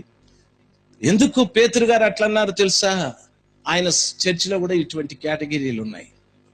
ఆయన బాధ భరించలేక పందులు అని అన్నాడు. పందులురా మీరు?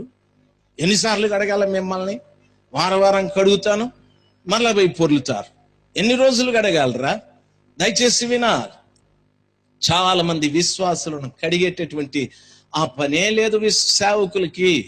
దైవ జనాంగమా, అక్కడ నుండి బయలుదేరి వస్తున్నారు, సీనుకొచ్చారు. దాని అర్థం బురదలో పొర్లుతున్న సమాచారం. ముళ్ళ పొదల్లో వాక్యాన్ని చల్లుతూ ఉన్నారు. వాక్యం బాగా వింటారు వీళ్ళు. ఏమంటారు తెలుసా? చాలా బాగుందండి వాక్యము అంటాడు, కానీ వీడు బాగుపడ్డాడు. వాక్యాన్ని గుడ్ అంటాడు, వీడు గుడ్ అవ్వడు. మీకు అర్థమైందా? వాక్యం బాగుంది అంటాడు, వాక్యం ఎందుకు? వీడిని బాగు చేసేదానికి. వాక్యాన్ని బాగుంది అంటాడు, కానీ వీడు బాగుపడ్డాడు. వీడెవడంటే ముళ్ళ చెట్లలో పడిన విత్తనం వీడు. దైవ జనాంగమా, ఆలోచించవలసిన విషయం. మా పాస్టర్ గారు చాలా మంచోళ్ళండి. వెరీ గుడ్, నువ్వు మంచి సర్టిఫికెట్ ఇచ్చిన ఆ పాస్టర్ గారి దగ్గర ఉన్న నీవు కూడా మంచోడు ఉండాలి కదా. లేదు, వీడు అప్పుడప్పుడు పోయి కొంచెం వేసుకుంటాడు. ఎందుకంటే జస్ట్ స్టిమ్యులేషన్ పర్పస్ అంటాడు. అంటే కొంచెం శక్తి వచ్చి ఎక్కేసుకుంటా ఉన్నాడు. శక్తి పరిశుద్ధాత్మ ద్వారా రావాలి, కానీ చర్చికి వచ్చేవాడికి ఇదా? దయచేసి వినాలి. వీడు పంది. బాగా వినాలి. ఎంతో మంది బిడ్డలు ఈ రీతిగా ఉన్నారు. రెండవది, వాళ్ళు ఎక్కడికి వచ్చారో తెలుసా?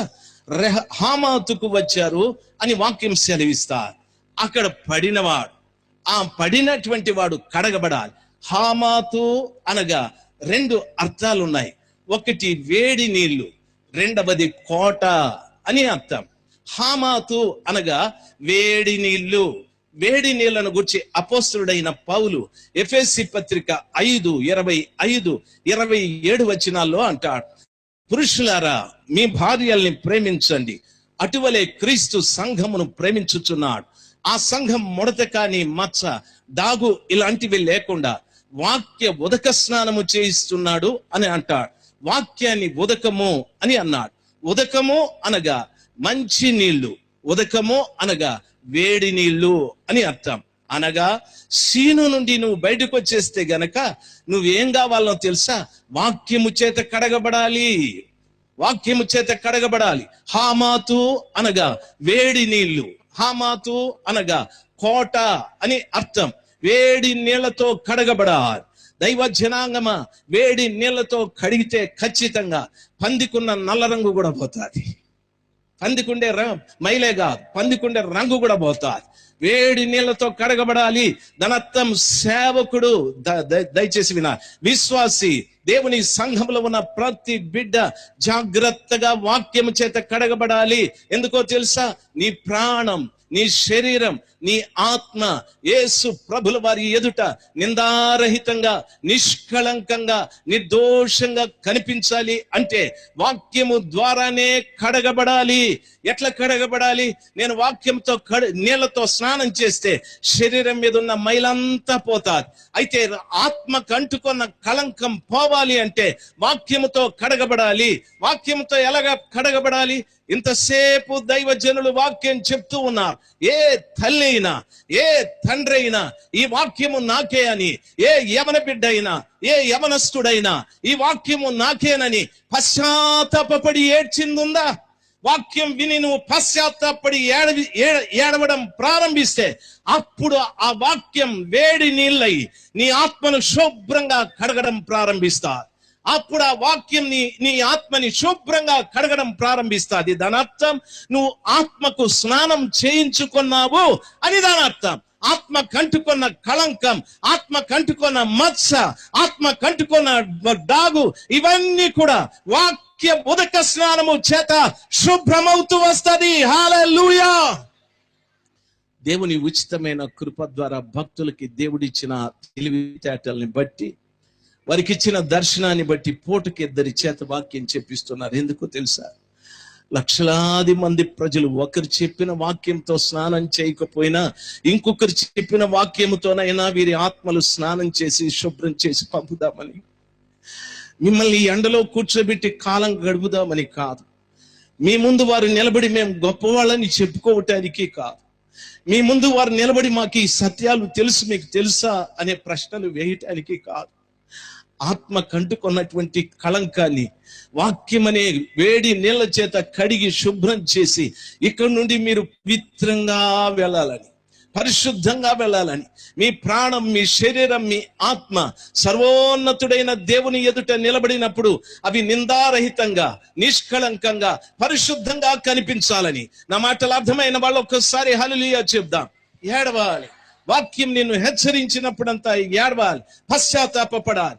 భార్యని చూసి భర్త తప్పు చేస్తే అంటాడు, నువ్వు పనికి మాలిన వెధవవి, నువ్వు బుద్ధి లేని దానివి, అసలు నాకు భార్యగా ఉండటానికి అర్హురాలివి కాదు, చీ పో నీ ఇంటికి అంటే ఆమె ఏం చేస్తాదో తెలుసా? నువ్వు పనికిరాని వెధవి, చీ పో అందు ఏడుస్తూ నిలబడుతుంది. నేనేం చేశానో చెప్పండి, నన్ను పుట్టింటికి ఎందుకు వెళ్ళిపోమంటారు చెప్పండి అని ఏడవడం ప్రారంభిస్తుంది. పరమ పురుషుడైన యేసు ప్రభులవారు, నీ స్వపురుషుడైన యేసు ప్రభులవారు నీ ఆత్మలో అంటుకున్న కళంకాన్ని గురించి మాట్లాడుతూ ఉంటే కనీసం నీకు కాస్తైనా ఆలోచన లేదా? కాస్తైనా నువ్వు గ్రహించలేదా? కాస్తైనా నువ్వు అర్థం చేసుకోలేదా? వింటున్నా దైవ జనాంగమా, ఆలోచించవలసిన విషయం. ఆత్మ దేవుణ్ణి కలుసుకుంటుంది. ఆత్మలో ఉన్న మైల పోవటానికి ఆయన నీతో మాట్లాడుతూ ఉన్నాడు. నీలో ఈ తప్పితం ఉంది, నీవు నా పెళ్లి భార్య కాలేవు, నేను పెళ్లి కుమారుడిగా సిద్ధపడిపోయాను. నీలో ఈ తప్పితం ఉంది, నువ్వు పెళ్లి కుమార్తె కాలేవు. ఆ తప్పితాన్ని నీవు మార్చుకోవాలని పదే పదే పదే మన స్వపురుషుడైన క్రీస్తు ఆయన పెళ్లి భార్యలుగా మార్చబడటానికి ఎక్కడికి వచ్చిన మన ఆత్మలో ఉన్న కలంకాన్ని కడగటానికి ఆయన మాట్లాడుతుంటే ఏమీ తెలియనట్టు, ఏమీ ఎరగనట్టు, సంబంధమే లేనట్టు కూర్చున్నాం. నిజంగా ప్రలాపించాలి, రోదన చెయ్యాలి, గుండెను బాదుకోవాలి. వింటున్న దైవ జనాంగమా, హామాతు అనగా వేడి నీళ్లు, రెండవ అర్థం కోట అని అర్థం. కోట, దైవ జనాంగమా, కోట ఎందుకు? షూషను కోటలో 127 సంస్థానాలలో ఉన్న అందమైన కన్యకలందరినీ అహశ్వరోసు రాజుగారి కోటలోనికి తీసుకుని వచ్చారు. రాజుగారి కోటలోనికి తీసుకొచ్చే నీవు హెచ్చరించబడి నీ ఆత్మను శుద్ధీకరించుకుంటే నువ్వు అందమైన కన్యకైతావు.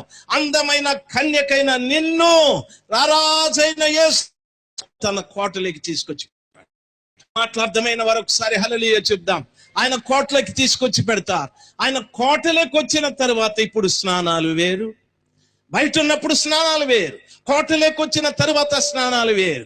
స్త్రీలు 6 మాసాలు గోపరస తైలముతోనూ 6 మాసాలు స్త్రీల కొరకై ప్రత్యేకింపబడిన పరిమళ ద్రవ్యములతోనూ ఏడాది కాలం వారికి స్నానాలు చేయిస్తాడు. స్నానానికి ఇప్పుడు కార్యక్రమాలు వేరైపోయాయి. అక్కడ వేడి నీళ్లు, ఇక్కడ పరిమళ వాసనలతో ఉన్నటువంటి ఆ ద్రవ్యాలతో 1 ఏడాది కాలం ఆ స్త్రీకి స్నానాలు చేయిస్తూ ఉంటారు. కోటలో ఉన్న స్త్రీ భోజనం వేరు, కోటలో ఉన్న స్త్రీ వస్త్రధారణ వేరు, కోటలో ఉన్న స్త్రీ స్నానాలు వేరు, కోటలో ఉన్న స్త్రీకి ట్రీట్మెంట్ వేరు, కోటలో ఉన్న స్త్రీకి రాజు భాష నేర్పిస్తూ ఉంటారు.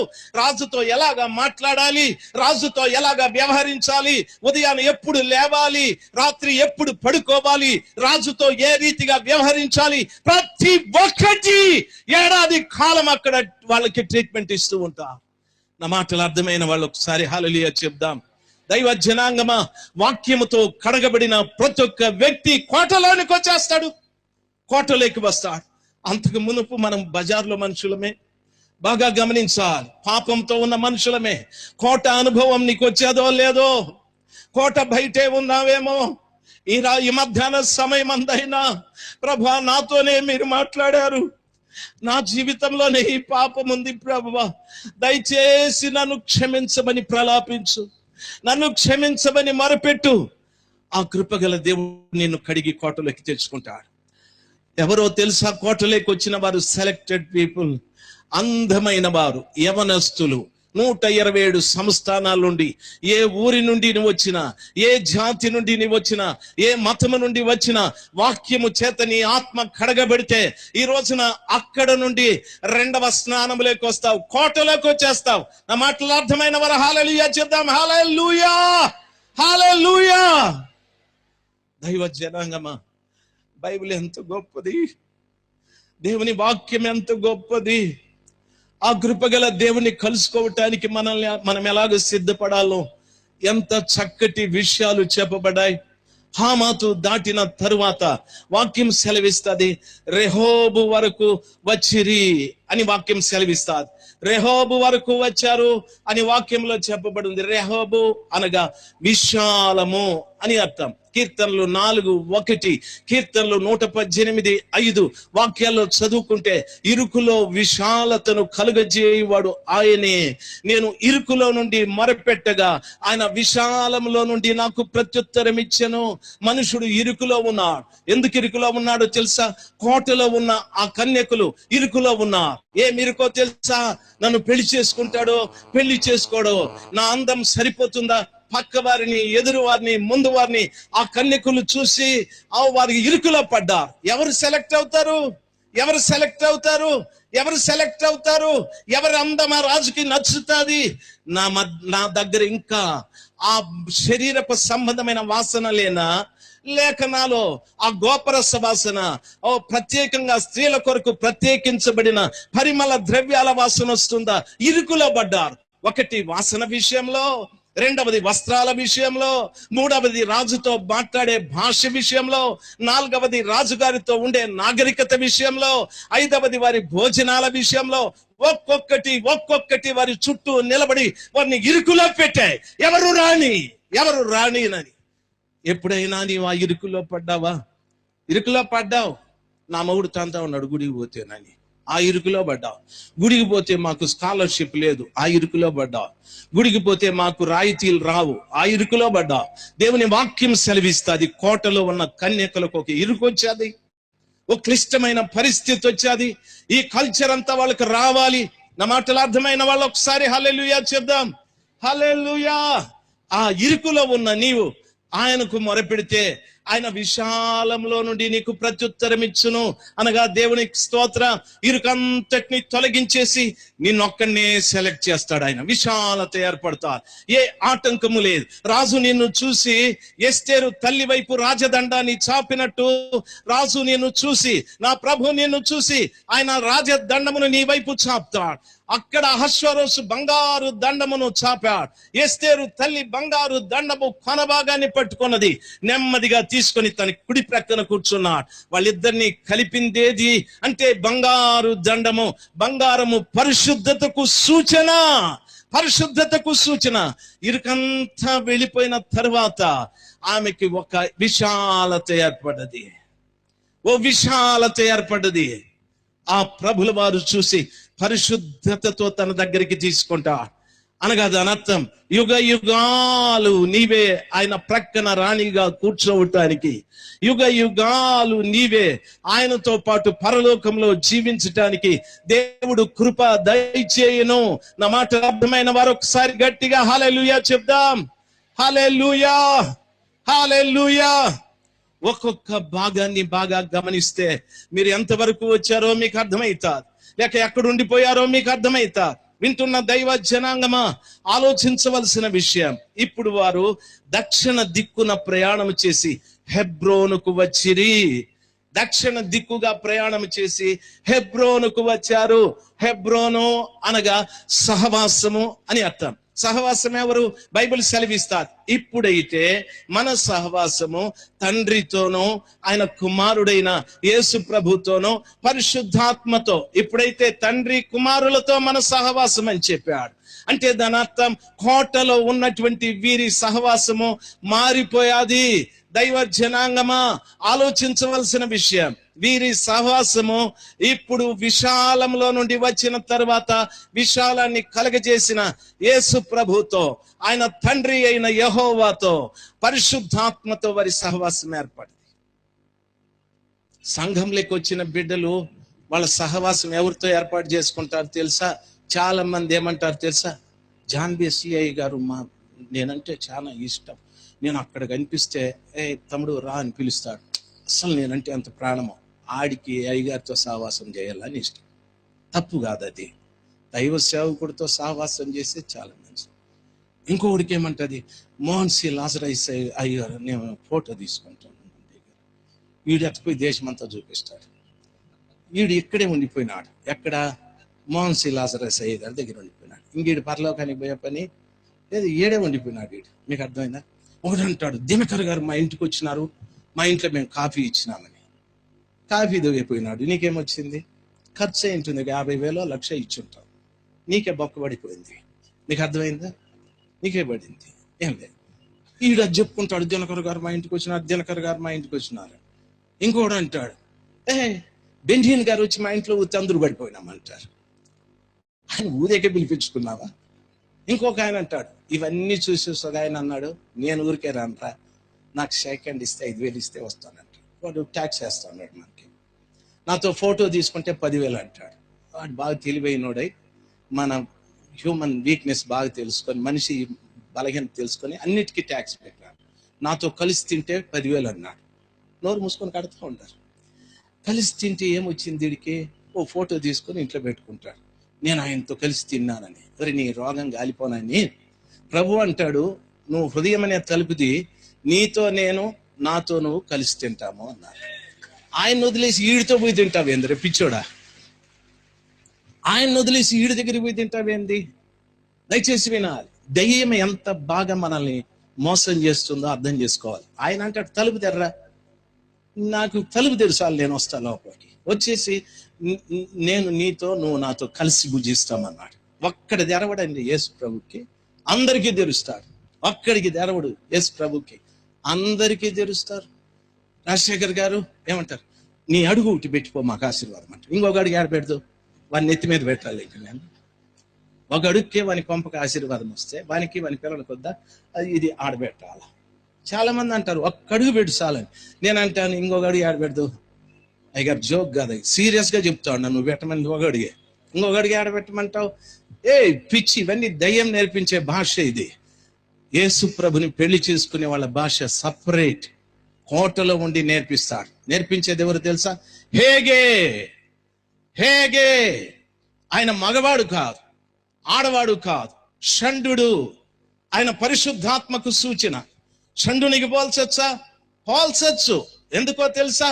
యేసు ప్రభుల వారిని యోబంటున్నాడు, అడవి గాడిద నరుడై పుడితేనే కాని బుద్ధిహీనుడు వివేకి కాడు అని అన్నాడు. దయచేసి గమనించాలి. యోహాన్ అంటున్నాడు, దేవుని లోక పాపంని మోసుకొని పోవు దేవుని గొర్రె పిల్ల అని అన్నాడు. ఎందుకే నీ షండు అనాలో తెలుసా? యేసు ప్రభు వచ్చినప్పుడు ఎప్పుడు పురుషులతో ఉండేవాడు, ఆడవాళ్ళతో కుదరదు. మీకు అర్థమైందా? ఆయన పురుషుడు కాబట్టి పురుషులతో ఉన్నాడు. అందుకు ప్రభు ఆలోచించి, నేను వెళ్తాను రా బాబు, నేను ఇది కుదరదు, అందరిలోకి పోలేను, నేను వెళ్ళి ఆదరణకర్తని పంపుతాను. ఆయన పరిశుద్ధాత్మ, ఆయన అందరిలోకి వస్తాడు, స్త్రీలోకి వస్తాడు, పురుషుల్లోకి వస్తాడు. నపుంసకుడు స్త్రీలతో ఉన్న బాధ లేదు, పురుషులతో ఉన్న బాధ లేదు. మీకు అర్థమైంటే ఒకసారి హల్లెలూయా చెప్దాం. హల్లెలూయా, హల్లెలూయా. ఆయన నేర్పిస్తాడండి కోటలోనికి వచ్చిన వాళ్ళకి. కొన్ని చర్చిల్లో పరిశుద్ధాత్ముడే లేడు. వాడు ఏం చెప్తాడు తెలుసా? పరిశుద్ధాత్మ అపోస్తుల కాలంలో వచ్చేసి వెళ్ళిపోయిందంట. ఇది మేనమామ చెప్పిపోయినాడా, నేను పోతా ఉన్నాను రానని, నేను అప్పుడు వచ్చినాను ఇప్పుడు పోతా ఉన్నాను అని చెప్పిపోయినాడా? వీడి మేనమామ. కొంతమంది ఏం చెప్తారు, మేము రక్షించబడినప్పుడే పరిశుద్ధాత్మ వచ్చేసిందని. అన్ని కుప్పగా వచ్చేదానికి నువ్వేం గోని సంచా?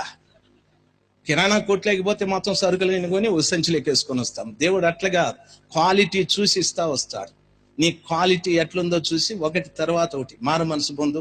అది పొందితే గుర్తు ఏం తెలుసా? పాప క్షమాపణ పొందుతావు, అప్పుడు పోయి బాప్తిసం తీసుకున్నాడు. Step by step. అంతేగాని తెర్ర సంచి, ధనియాలు 1 కేజీ, మిరప్పొడి 1 కేజీ, కూరగాయలు 1 కేజీ మొత్తం అంతా ఒక సంచిలో వేసుకొని వచ్చేదానికి నువ్వేం గోన్ సంచిగా కాదు. దేవుడు ఒక్కొక్కటి క్వాలిటీ చూసి ఇస్తాడు. దయచేసి ఒక్కసారి అందరూ హల్లెలూయా చెప్దాం. హల్లెలూయా, హల్లెలూయా.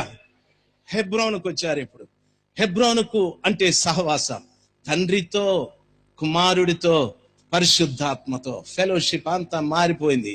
ఇప్పుడు వాళ్ళు ఏ ఇంటిని వదిలిపెట్టి వచ్చారో వాళ్ళ ఇంటిని గురించిన ఆలోచన లేదు. ఎస్తేరు వాళ్ళ చిన్నాయన గురించిన ఆలోచన లేదు.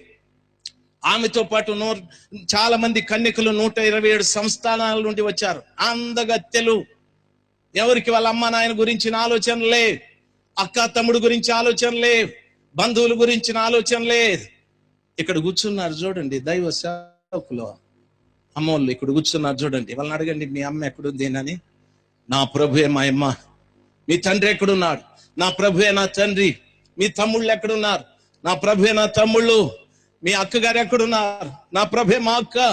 అందరినీ వదిలి ఆ షూషను కోటలోకి వచ్చేసారు. అందరిని వదిలి ఆ హేగే వశములో ఉంటూ, అక్కడ బోధించబడుతూ, అక్కడ సరిచేయబడుతూ, తమ దగ్గరకు వచ్చిన బిడ్డలందరినీ కూడా ఆ హేగే వారికి బోధించిన బోధలన్నీ బోధిస్తూ, అశ్వారోసు రాజు గారికి పెళ్లి భార్యగా వారిని సిద్ధపరుస్తూ ఉన్నారు. నా మాటలు అర్థమైన వారు ఒక్కసారి హల్లెలూయా చెప్తాం. హల్లెలూయా, హల్లెలూయా. నన్ను అడగండి, నీ భార్య ఎక్కడుంది? మదనపల్లిలో ఉంది. ఇంకో వారం రోజులు ఉండు, అది తంతది, పోతా నేను. భయమో భయమో భయమో. Wife stroke.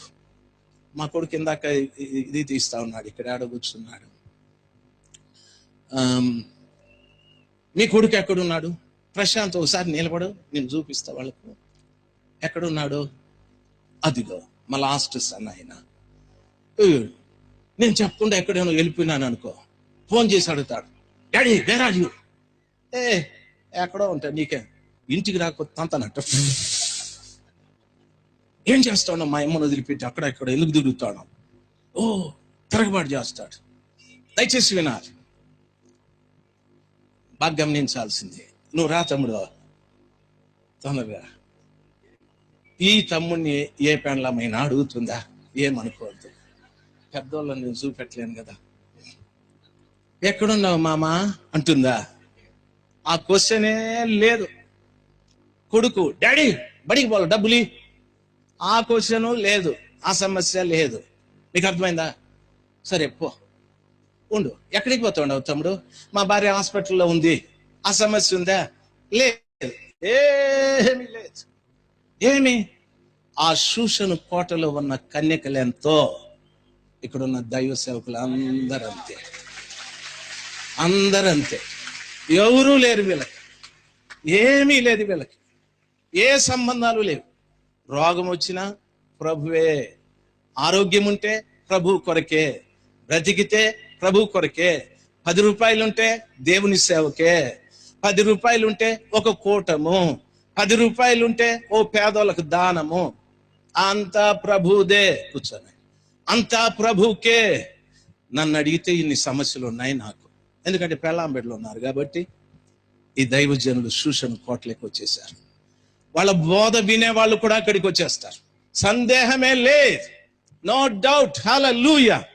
ఆ బోధ విని ఆ బోధ ప్రకారంగా జీవించేవారు, వారు ఎలాగ కోటలోనికి వచ్చారో ఆ కోటలోనికి వస్తారు. దేవుని వాక్యం ఆ రీతిగా సెలవిస్తారు. వింటున్న దైవ జనాంగమా, ఆలోచించవలసినటువంటి విషయం. వాక్యం సెలవిస్తుంది, హెబ్రోనులోని సోయను 7 ఏండ్లు ముందుగా కట్టబడెను. 23వ వచనం, వారు ఎష్కోలు లోయలోనికి వచ్చి అక్కడ ఒక గెలగల ద్రాక్ష చెట్టు ఒక్క కొమ్మను కోసి దండెతో 2 మోసిరి. మరియు వారు కొన్ని దానిమ్మ పండ్లను, కొన్ని అంజూరపు పండ్లను తెచ్చిరి. అమ్మా బాగా వినాలి, అసలైన సమయంలోకి మనం వచ్చాం. మోషే బయలుదేరక మునిపే ఆ దేశం అంతా కూడా వేగు చూసిన తరువాత ఆ దేశంలో కొన్ని పండ్లను తీసుకొని రమ్మని మొదటే చెప్పాడు ఆయన. అందుకని 40 రోజులు వీరు ప్రయాణం చేసి, ఆ ప్రయాణం చేసినటువంటి ఆ కాలం పూర్తి అయిన తరువాత మోషే దగ్గరికి వాళ్ళు వెళుతూ వాళ్ళు చెప్పినట్లుగా ద్రాక్ష గెల, ఓ చెట్టులో ద్రాక్ష గెలను కోసుకొని తీసుకొని వస్తూ ఉన్నారు. రెండవది ద్రాక్ష గెలను కోసుకొని తీసుకొని వస్తూ ఉన్నారు. రెండవది కొన్ని అంజూరపు పండ్లు, కొన్ని దానిమ్మ పండ్లు. ఒక్కొక్క పండు గురించి చెప్తాను, బాగా వినాలి. ఇవన్నీ కంప్లీట్ అయ్యే లోపల మీరు కూడా పూర్తిగా మారిపోవాలా. మీరు ఇక్కడి నుండి ఇంక ఈ పెండ్లా వద్దు నాకు అంటారు, ఇంక ఈ మొగుడొద్దు అంటారు నాకు. దయచేసి గమనించాల్సింది. హల్లెలూయా. నాకు ఇంత తెస్తారని తెలియలేదు. ఏమో ఇది నాకు చేస్తే ఊరూరు ఎత్తుకొని పోయి చెప్పుకుంటాను, మీ పేరు చెప్పుకొని, అయ్యగారు మీ పేర్లు చెప్పుకొని ఎత్తుకొని వెళ్ళిపోతాను. ఓ దేవునికి స్తోత్రం. ఇక్కడికి వచ్చి పని చేసినందుకు ఎన్నో లాభాలండి నాకు. ఈరోజు ఇదొక లాభం.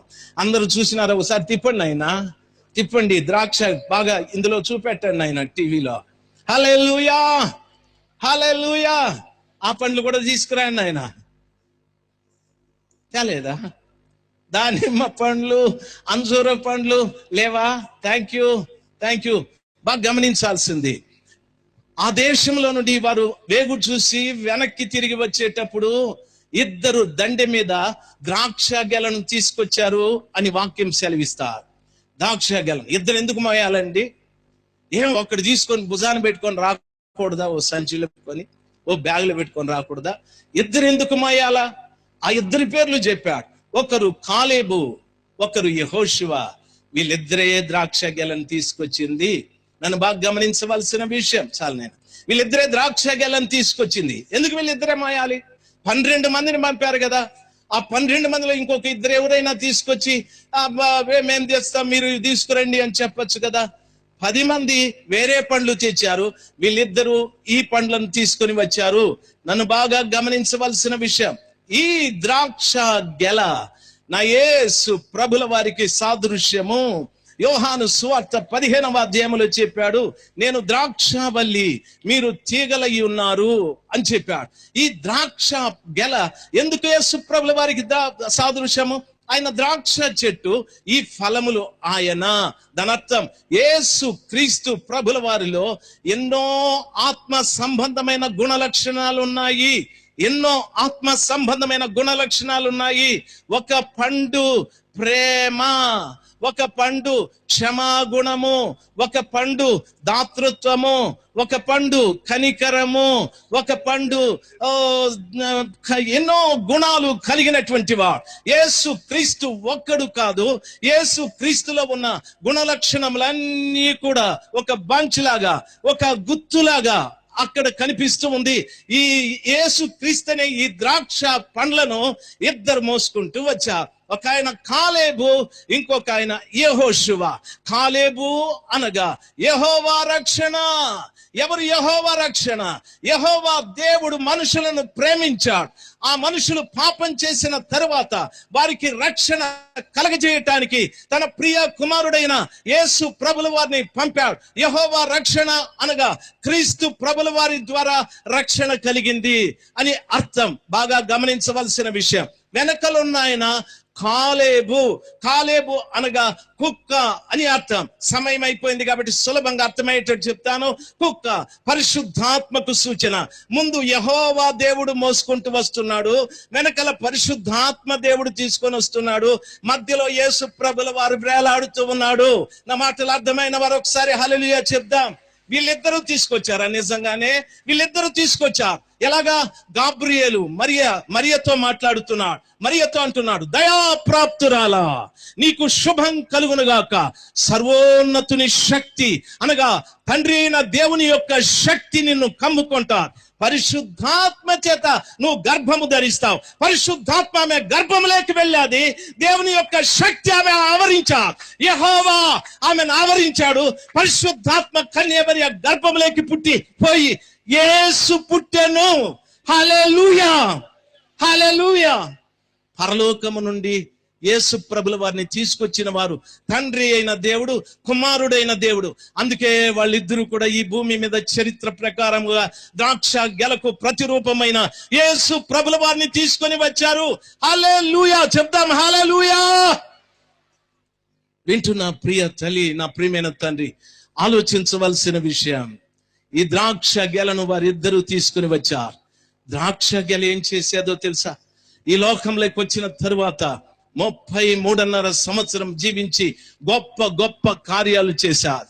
ప్రజలకు చక్కటి హితవులు బోధించారు, పాప క్షమాపణ బోధించారు, ప్రేమ గురించి బోధించారు. ఓ కీడు చేయొద్దన్నది, కుడి చెంప మీద కొడితే ఎడం చెంప చూపెట్టు అన్నది, ఎన్నో తగ్గింపు, ఎంతో వినయం, ఎంతో విధేయత చూపెట్టాడు. ఆయన అంటున్నాడు, నేనేమంటున్నాడు తెలుసా? నేను మనుష్య కుమారుడు పరిచర్య చేయించుకుంటకు రాలేదు, కానీ పరిచర్య చేయటానికి వచ్చాడని తగ్గించుకున్నాడు. ఎంత తగ్గించుకున్నాడో తెలుసా? చాలా తగ్గించుకున్నాడు. యేసు క్రీస్తు ప్రభుల వారు పరలోకంలో ఉండేవాడు. ద్రాక్ష గెలలాగా ఈ భూమి మీదకి ఒక చెట్టులో ఎలాగ వేలాడుతూ ఉన్నాడో అదే రీతిగా తన్ను తాను తగ్గించుకున్నాడు. 33.5 సంవత్సరమైన తరువాత లోకంలో ఉన్న ప్రతి పాపి నిమిత్తమై ఆయన కల్వరి కొండ మీద హింసపడ్డాడు. ఆయన్ను పిలాతు న్యాయస్థానంలో కొరడాలతో కొట్టారు, ముఖం మీద ఊశారు, భారభరితమైన సిలువ మోసాడు, ఆయన ముఖం మీద ఉమ్మి ఊశారు, గడ్డపు వెంట్రుకల్లాగారు. యేసు సిలువ మీద ఇలాగా పిండబడ్డాడు. ఇలాగ పిండబడ్డాడు. ఆయన శరీరం అంతా రక్త సిక్తంగా మారిపోయా ఇలాగ పిండబడ్డాడు. ఆయన వాక్యం సెలవిస్తా, క్రీస్తు పిండబడ్డాడు. వాక్యంలో చెప్పింది, రూపముగా ఉన్న ఈ ద్రాక్ష పండు రసముగా మారిపోయాది. యేసు ప్రభుల వారు ఆఖరి రాత్రిని ఆ శిష్యుల దగ్గర కూర్చొని ఆయన పాత్రలో ద్రాక్ష రసం తీసుకొని, ఇది నా రక్తము వలనైన క్రొత్త నిబంధన. ద్రాక్ష రసాన్ని ఎందుకు చూపెట్టాడో తెలుసా? ఇక కొద్దిసేపటికి నేను పిండబడతాను, ఇక కొద్దిసేపటికి నేను కొట్టబడతాను, ఇక కొద్దిసేపటికి నా ముఖం మీద ఉమ్మి వేస్తారు. పిండబడ్డాడు ఆయన. చెప్దాం ఒకసారి గట్టిగా, హల్లెలూయా, హల్లెలూయా, హల్లెలూయా. పిండబడ్డాడు ఆయన. ఆ పాత్రను చూపెట్టి చెప్పాడు, ఇది నా రక్తము వలననైన క్రొత్త నిబంధన. అంటే ఇక కొద్దిసేపటికి నేను పిండబడతాను, ఇక కొద్దిసేపటికి నన్ను కొడతా, ఇక కొద్దిసేపటికి నా శరీరంలో నుండి రక్తము స్రవిస్తాదయ్యా. ఈ రక్తము త్రాగిన వాడు క్రొత్త నిబంధనలోకి వెళ్ళిపోతాడు. ఇక వాని మీద పాత నిబంధన లేదు, ధర్మశాస్త్ర సంబంధమైన క్రియలు పాటించాల్సిన పని లేదు. పిండబడ్డాడు ఆయన. హల్లెలూయా. అంటే దాని అర్థం ఆయన శిలువ మీద చనిపోయాడు. దైవ జనాంగమా, ఆలోచించవలసిన విషయం ఆయన ఆలోచించవలసిన విషయం, ఆయన చనిపోయాడు. బాగా గమనించాలి నాయన, కొంచెం పక్కెళ్ళండి. ఆయన చనిపోయాడు, చనిపోయి పాతి పెట్టబడ్డాడని వాక్యం సెలవిస్తారు. దయచేసి వినాలి. చనిపోయి ఎక్కడికి పోయినాడు ఆయన? వాక్యంలో చెప్పబడినటువంటి మాట దైవ జనాంగమ ఎఫెసీ పత్రిక 4వ అధ్యాయం 8వ వచనంలో చెప్పబడిన మాట. ఆయన చనిపోయి ఎక్కడికి వెళ్ళాడు? కాస్త వెనక్కి వెళ్దాం. ఎఫెసీ పత్రికలో చెప్తాడు, రండి బాబు రండి, ఒక 4-5 రండి. ఆయన వాక్యం సెలవిస్తుంది, ఆయన ఆరోహణుడయ్యనగా భూమి క్రింది భాగంలోనికి వెళ్ళెను అని అన్నాడు. ఎందుకు చనిపోవాలి యేసు? మరణం లేని యేసు ఎందుకు చనిపోవాలి? ఎందుకు చనిపోవాలి? దైవ జనాంగమా, మీరు క్రొత్త నిబంధనలోనికి వెళ్తారని శిష్యులకు చెప్పాడు. అంటే ఆయన కంటే ముందు చనిపోయిన వారు పాత నిబంధనలో ఉన్నట్టే కదా? ఉన్నట్టా కాదా? ధర్మశాస్త్రాన్ని అనుసరించి ఎంతో మంది భక్తులు చనిపోయారు. అందుకు వారి దగ్గరికి వెళ్ళాలంటే తాను చావాలి. ఆయన బ్రతికుండగా వెళ్ళలేడు ఆ స్థలంలోనికి. ఆయన చావాలి. ధర్మశాస్త్రాన్ని అనుసరించిన అనేక మంది భక్తులు చనిపోయి ఓ ప్రక్కలో ఉన్నారు. బైబిల్ సెలవిస్తుంది, అక్కడికి వెళ్ళి ఆయన రక్తసిక్తమైన శరీరంతో, గాయపడిన శరీరంతో అక్కడికి వెళ్ళి చూశారు. అక్కడికి వెళ్ళి చూస్తే అబ్రహాము కనిపించాడు. అబ్రహాముకు ఆశ్చర్యమైపోయారు. ఎవరు నీవు? ఇంతవరకు ఈ ప్రాంతంలో ఈ స్వరూపం కలిగిన మనుషుని మేము చూడలేదే. ఈ రక్తాలేమిటి? ఈ దెబ్బలేమిటి? ఈ గాయాలేమిటి? ఈ ముళ్ళ కిరీటం ఏమిటి? అబ్రహాం అడిగాడు. అబ్రహాముతో ప్రభు అంటున్నాడు, అబ్రహామా, ధర్మశాస్త్రం మీ పాపాన్ని మీకు తెలియజెప్పారు. అయితే పశువుల రక్తాన్ని ఇస్తూ మీరు వచ్చారు ఇక్కడికి. ఆ పశువుల రక్తము ద్వారా పరిపూర్ణమైన పాప క్షమాపణ మీకు లేదు. ఓ పరిపూర్ణమైన క్షమాపణ పరమ గొర్రె పిల్ల అయిన నా ద్వారానే కలగాలి. అబ్రహాం అంటున్నాడు, ఎలాగ నేను నమ్మాలి? నీ కుమారుడైన ఇస్సాకును ఆ పర్వతం మీద బలివ్వమని చెప్పాను, గుర్తుందా? అవును ప్రభువా, అవునండి. ఆ కుమారుణ్ణి బలిపీఠం మీద పెట్టావు, అవునా? అవునండి. నువ్వు ఖడ్గము తీసుకుని ఆ బిడ్డను బలి ఇచ్చేటప్పుడు ఆగమని చెప్పి పొదలో ఒక పొట్టేలును చూపెట్టాను, తెలుసండి. ఆ పొట్టేలు నేనే అబ్రహామా, ఆ పొట్టేలు నేనే. హల్లెలూయా. ఆ పొట్టేలు నేనే అబ్రహామా. దైవ జనాంగమా, ఆ మాట చెప్పిన తరువాత ధర్మశాస్త్ర ప్రకారంగా చనిపోయిన అబ్రహాం యేసు ద్వారా క్రొత్త నిబంధనలోనికి వచ్చాడు. నా మాట అర్థమైన వారు ఒకసారి హల్లెలూయా చెప్దాం. హల్లెలూయా. దైవ జనాంగమా, ఆలోచించాలి. యాకోబు దగ్గరికి వెళ్ళాడు. యాకోబు, ఓ ఎవరండి మీరు? ఈ ప్రాంతంలో మేమెప్పుడు చూడలేదే. మా తాత అబ్రహాము తెలుసు, మోషే తెలుసు, ఇంకా చాలా మంది తెలుసు. ఎవరు మీరు? నా పేరు యేసు క్రీస్తు. ఓ ఎవరండి మీరు? అబ్రహాం యాకోబుతో అంటున్నాడు, యాకోబు, నేనెవరో తెలుసా? ఎబ్బోకు రేవు దగ్గర నీ భార్యల్ని పిల్లల్ని పంపించేశావు, నీ ఆస్తిని 3 భాగాలుగా విభాగించావు. ఆ ఎబ్బోకు రేవు దగ్గర రాత్రంతా పోరాడావు, గుర్తుందా?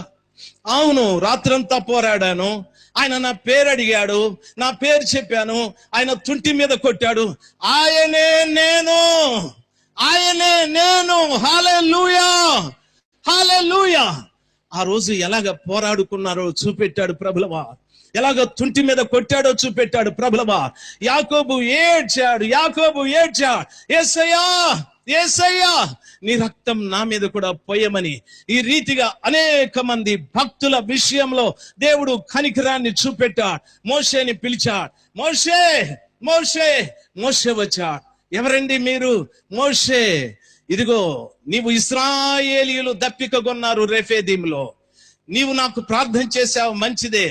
అయితే ఆ బండ దగ్గరికి వెళ్ళి మాట్లాడమంటే ఈ ప్రజల్ని ఏమన్నావు? ద్రోహులారా, ఈ బండలో నుండి నేను మీకు నీళ్లు తెప్పించాలనని దాన్ని కొట్టావు కదా. అవును, ఆ బండ నేనేనయ్యా, ఆ బండ నేనే, ఆ బండలో నుండి వచ్చిన నీళ్లు రప్పించింది నేనే. మోషే ఏడ్చాడు. నెబో పర్వతం మీద నుండి నేను ఇక్కడికి వచ్చాను ప్రభువా, నీళ్లు ఇచ్చింది మీరేనని, మీరే ఆ బండ అని నాకు తెలియదని పాత నిబంధన కాలంలో ఉన్న భక్తులందరినీ కూడా కొత్త నిబంధనలోకి నడిపించటానికి ద్రాక్ష పండ్ల గెలగా యేసు ప్రభుల వారు ఈ లోకంలోనికి వచ్చి మనల్ని నడిపించాడు. మనకంటే ముందు చనిపోయిన మన పితరులందరినీ కూడా నడిపించాడు. వింటున్న దైవ జనాంగమా, నా మాటలు అర్థమైన వారు ఒక్కసారి హల్లెలూయా చెప్దాం. హల్లెలూయా, హల్లెలూయా. అక్కడికి వెళ్ళి పాతాళంలో వెళ్ళి వీళ్ళందరినీ కూడా తీసుకున్నాడు. వీళ్ళందరినీ తీసుకొని బైబిల్ సెలవిస్తుంది, చెరను చెరగా తీసుకొని, నాతో రండి ఆయన, చెరను చెరగా తీసుకొని ఆయన ఆకాశ మండలంలో ఉన్న ఎత్తైన స్థలమునకు వెళ్ళనని వాక్యం సెలవిస్తారు. వీళ్ళందరినీ తీసుకెళ్లిపోయాడు. సాతానుడి చెరలో ఎవరు లేరు. పాత నిబంధన కాలంలో ఉన్న భక్తులందరూ యేసు సిలువలో కార్చిన రక్తముతో వాళ్ళు కడగబడ్డా, మనము కడగబడ్డాం. నమ్మిన ప్రతి వారు ఒక్కసారి గట్టిగా హల్లెలూయా చెప్దాం. అక్కడికి ఎందుకు వెళ్ళాలి అని అడిగితే చావకుండా ఎవడు అక్కడికి వెళ్ళలేడు. అందుకే యేసయ్య నరరూపిగా మార్చబడ్డాడు. అందుకే యేసు ప్రభుల వారు చావును కోరుకున్నాడు. ఆయన చనిపోకపోతే ధర్మశాస్త్ర కాలంలోటి ప్రజలు ఎవడు కూడా పరలోకంలోకి రావటానికి అవకాశాలే లేవు. నా మాటలు అర్థమైన వారు గట్టిగా హల్లెలూయా చెప్దాం. హల్లెలూయా. ఈ మధ్యాహ్న సమయం అంది ఇంకా క్రీస్తు రక్తంతో కడగబడిన బిడ్డలు ఎవరైనా ఉంటే నా దేవుడు ఈ రాత్రి పిండబడ్డాడు. ఆయన ఈ మధ్యాహ్న సమయం అందు ఆయన నీ కొరకు పిండబడ్డాడు, గాయపడ్డాడు. ఆయన శిరస్సున ముళ్ళ కిరీటం, ఆయన వీపంతా దున్నిన చేనిలాగా, ఆయన శరీరం అంతా గాయాలే, ఆయన శరీరంలో నుండి రక్తం అంతా కారిపోతూ ఉంది. నిన్ను పరలోకానికి తీసుకెళ్ళటానికి, నిన్ను ఈ పాప సంబంధమైన బంధకాల నుండి విడిపించి పరలోక సంబంధమైన వ్యక్తిగా చేయటానికి. వింటున్న ప్రియ తల్లి, నా ప్రియమైన తండ్రి, ఈ కార్యం పూర్తయ్యాది. వీళ్ళందరూ కూడా మోషే దగ్గరికి వచ్చారు. దయచేసి గమనించాలి. మోషే దగ్గరికి వచ్చి నిలబడ్డారు. అంటున్నారు యెహోషువ కాలేబులు ఇద్దరు, అయ్యా ద్రాక్ష పండ్లు తెచ్చాం, అంజూరపు పండ్లు తెచ్చాం, దానిమ్మ పండ్లు తెచ్చాం. ద్రాక్ష పండ్ల గురించి చెప్పాను. అంజూరపు పండుకున్న గుణం ఏమిటో తెలుసా? రక్తాన్ని శుద్ధీకరించే గుణం ఉంది అంజూరపు పండుకు. హిజ్కియా రాజు భయంకరమైన రోగంతో బాధపడుతున్నాడు. అతనికి క్యాన్సర్. దయచేసి వినాలి, ఇది రాచపుండు అంటారు. ప్రతిరోజు కూడా చాలా బాధపడేవాడు. అయితే ప్రభు చెప్పాడు, ఆయన ఆయుష్ను పొడిగించాను అన్నవాడు ఆరోగ్యం ఇవ్వలేడా? అంజూరపు పండ్ల అడను కట్టమన్నాడు. ఆ గాయం మీద అంజూరపు పండ్లు పెడుతూనే ఆ రక్తంలో ఉన్న క్రిములన్నీ చచ్చిపోయి రక్తం శుద్ధీకరించబడ్డది. అంజూరపు పండుకున్న గుణం, రక్తాన్ని శుద్ధీకరించే గుణం. ఓ పాపం చేసిన స్త్రీని పట్టుకొచ్చి ఈమె వ్యభిచరిస్తే మేము పట్టుకున్నామన్నారు. ప్రభు అంటాడు, అమ్మా నిన్నెవరూ శిక్షించలేదా? నేను కూడా శిక్షించనమ్మా. ఆ తల్లి అక్కడే ఆ పాపాన్నంతా వదిలిపెట్టేసి ఇక మీద నేను పాపం చేయనని తీర్మానం చేసుకుంది. కుష్ఠరోగి అయిన సీమోను ఇంట ఒక తల్లి వచ్చి ఆయన పాదాల మీద పడి ఏడుస్తూ పాదాలను కడుగుతూ ముద్దు పెట్టుకుంటూ ఉంది. దైవజనాంగమా, అందరూ ఆమెను గురించి చెడ్డగా మాట్లాడారు. ప్రభు అంటున్నాడు, ఈమె విస్తారముగా నన్ను ప్రేమించారు, విస్తార పాపాలు క్షమించబడ్డాయి. ఆయన మాట్లాడిన మాట, ఆమె రక్తములో పాపం చేయించే కోరికలన్నీ ఆయన మాటతో పూర్తిగా కడగబడిపోయాయి. ఆయన మాట ఎదుటి వ్యక్తి రక్తాన్ని శుద్ధీకరిస్తుంది. ఓ కుష్ఠరోగి వచ్చాడు, నీకిష్టమైతే నన్ను శుద్ధినిగా చేయి, నాకిష్టమే, నీవు శుద్ధుడవుగాక. ఆ మాట వెళ్ళి ఆ కుష్ఠరోగి రక్తములో ఉన్న క్రిములన్నీ చంపి రక్తాన్ని నూతనపరిచి, ఓ ఊడిపోయిన, రాలిపోయిన, మొండిబారిపోయిన వేళ్ళు, చేతులు అన్ని చక్కగా వచ్చేసాయి. ఆయన మాటలో రక్తం ఉంది. ప్రియ తల్లి, నా ప్రియమైన తండ్రి, క్రీస్తు రక్తంతో కడగబడిన నీ మాట అంజూరపు పండులాగా ఉందా? నువ్వు మాట్లాడే మాట ద్వారా ఎదుటి వ్యక్తి కోపపడుతూ ఉన్నాడు. నువ్వు మాట్లాడే మాట ద్వారా ఎదుటి వ్యక్తికి ఆవేశం వస్తుంది. నీవు మాట్లాడే మాట ద్వారా ఎదుటి వ్యక్తికి అనుమానం వస్తుంది. నువ్వు మాట్లాడే మాట ద్వారా ఎదుటి వ్యక్తి పాపం కడగబడుతుందా లేదా ఆలోచించి రక్త శుద్ధీకరణ చేసే అంజూరపు పండ్లను వారు తెచ్చారు. మూడవది దానిమ్మ పండు తెచ్చారు. దానిమ్మ పండు ఒలిస్తే చూడటానికి షేప్లెస్, అది ఒలిస్తే ఎర్రటి విత్తనాలు ఒక్కదానికొకటి ఆనుకొని ఉంటాయి, అమర్చబడి ఉంటాయి చాలా చక్కగా. దాని మీద తెల్లటి పొర కప్పబడి ఉంటుంది. ఆ విత్తనాలన్నీ విశ్వాసులకు సాదృశ్యం. ఆ విత్తనాలన్నీ, నేను వల్లేను కదా, నేను విత్తనాలన్నీ ఎర్రటివి బాగా ఉంటాయి. దాని మీద తెల్లటి పొర కప్పబడి ఉంటుంది, షేప్లెస్ తెల్లటి పొర కప్పబడి ఉంటుంది. ఏం దాని అర్థం? ఆ ఎర్రటి గింజలో ఎరుపుదనంతో పాటు తీపి నీళ్లు ఉంటాయి. అనగా ఈ సంఘం, ఈ పండు ఒక సంఘం లాంటిది. దానిలో ఉన్న విశ్వాసి యేసయ్య రక్తముతో తీపి నీళ్లతో ఎప్పుడు నింపబడి ఉండాలి. తీపి నీళ్లు దేవుని వాక్యానికి సాదృశ్యం. కీర్తన 19:10 అంటాడు, నీ కట్టడలు తేనె కంటే జుంటి తేనెల ధార కంటే మధురమని. ఎప్పుడు ఆయన రక్తము, ఆయన వాక్యం మనలో స్టాక్ ఉంటుందో విశ్వాసికి విశ్వాసి ఇలాగా ఆనుకొని ఉంటారు. సంఘమంతా కలిసి ఉంటారు, కలుసుకొని ఉంటారు, విడిపోరు. సంఘమంతా కలిసి ఉంటారు. అందరిలో యేసయ్య రక్తం ఉంది, అందరిలో దేవుని వాక్యం ఉంది. మేమందరం కలిసి ఉంటాం, విడిపో. నేను కదిలితే అందరూ కదులుతారు, నేను నిలబడితే అందరూ నిలబడతారు. మా మీద తెల్లటి పొర కప్పబడి ఉంటుంది. దాని అర్థం పరిశుద్ధాత్మ కప్పి ఉంటుంది. క్రీస్తు వాక్యం, క్రీస్తు రక్తం కలిగి ఉన్న ప్రజలను పరిశుద్ధాత్మ కప్పి ఉంటుంది. అందుకు వాళ్ళు దానిమ్మ పండ్లు తీసుకొచ్చారు. ఆ దానిమ్మ పండ్లను తీసుకురావడంలో ఉద్దేశం అది.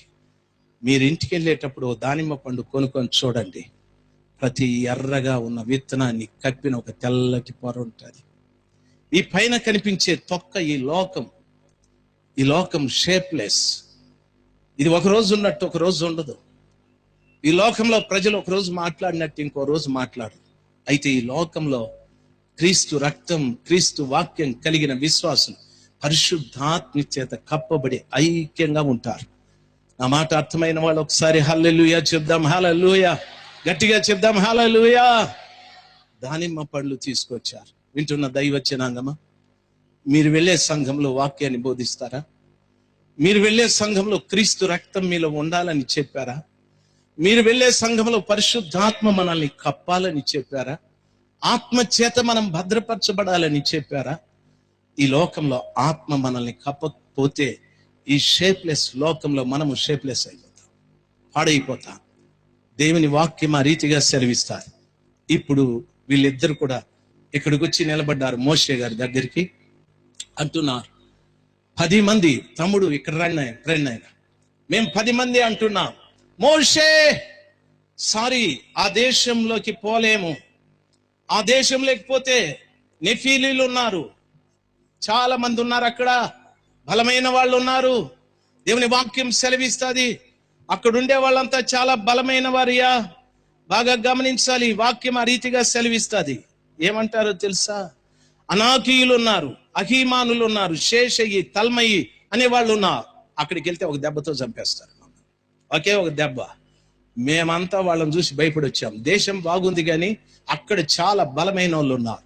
చర్చిలోకి వచ్చిన తర్వాత, ఒక వ్యక్తిలోనికి క్రీస్తు వాక్యం రక్తం వచ్చిన తర్వాత, ఒక వ్యక్తిలోనికి క్రీస్తు వచ్చిన తర్వాత నీతో పోరాడే వాళ్ళు బలమైన వాళ్ళు లేస్తారు.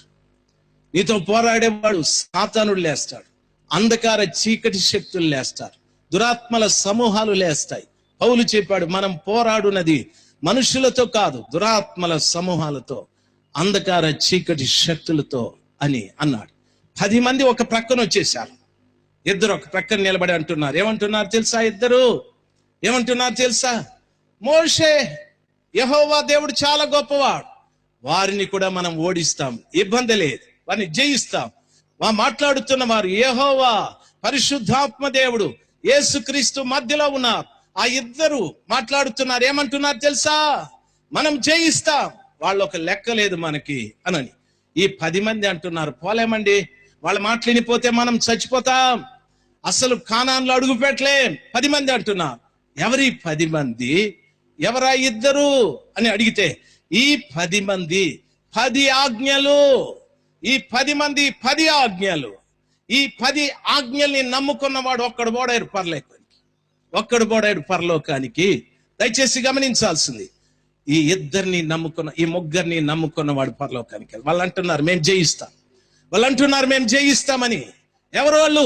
తండ్రి అయిన యెహోవా, కుమారుడైన క్రీస్తు, పరిశుద్ధాత్మ దేవుడు మోషే ఎదుట నిలబడి చెప్తున్నారు, మేం జయిస్తామండి. మాకు ఒక లెక్క లేదు. మేము ప్రయాణమై వచ్చేటప్పుడు ఎన్ని దేశాలు మాకు అడ్డుగా నిలబడలేదు, ఎంతమంది మాకు అడ్డుగా నిలబడలేదు. రాజ్యాలు, సైన్యం అంతా జయించుకుంటూ వచ్చాం. వీళ్ళు మాకు ఏమీ లేదు, మేము జయిస్తాము. ఈ 10 మంది అంటున్నారు 10 ఆజ్ఞలు. చాలా కష్టం. It is very difficult to fight with them. వాళ్ళతో మేము యుద్ధం చేయలేమండి, ఓకే దెబ్బకు చచ్చిపోతాం అంటున్నారు. చాలా మంది 10 ఆజ్ఞలు నమ్ముకున్నారు. చాలా మంది శనివారం ప్రార్థన అని కొట్టుకుంటా ఉన్నారు.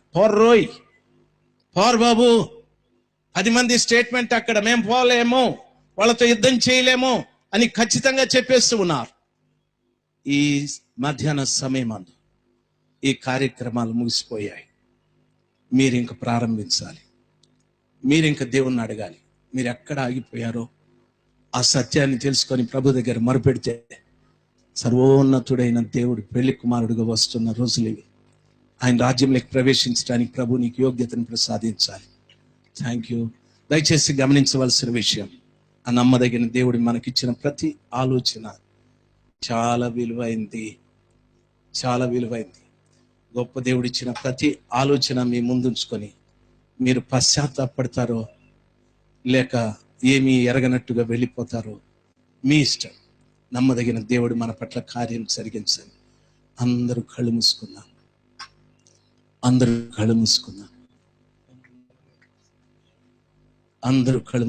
మీరున్న స్థలంలో లేచి నిలబడండి. చాలా శ్రద్ధగా మీరు దేవుని వాక్యాన్ని విన్నారు. అందుకు మీ అందరికీ నా 2 చేతులు ఎత్తి నమస్కరిస్తున్నాను. చాలా చక్కగా విన్నారు. అయితే నేను ఎక్కువసేపు ఇంకా మిమ్మల్ని ఇక్కడ విసిగించాను. ఎక్కువసేపు మిమ్మల్ని కూర్చోబెట్టాను. దేవుని చేసుకోవాలి. మీరే ఆలోచించాలి మీ పరిస్థితి ఏమి అని. ఉన్నారని సర్వశక్తిమంతుడైన దేవుడు మనకు తెలియవచ్చిన ప్రతి సత్యం, ఆయన ఉత్తరాన కూర్చొని దక్షిణం వైపు చూస్తూ ఉన్నాడు. నిన్ను చూస్తున్నాడు అనేది మర్చిపోకు. నువ్వేం చేస్తున్నావో ఆయన చూస్తూ ఉన్నాడు. దేనికి నీవు ఆకర్షించబడుతున్నావో చూస్తున్నాడు. ఏం మాట్లాడుతున్నావో చూస్తున్నాడు. ప్రతి ఒక్కటి ప్రభు చూస్తున్న దేవుడు. Hallelujah. Jesus glory glory glory glory glory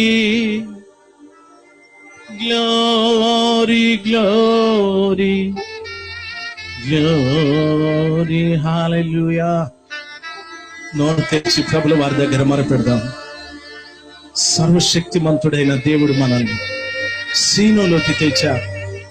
మనం కడగబడి హామాతులోకి వచ్చాము. అదే కోట యేసయ్యా.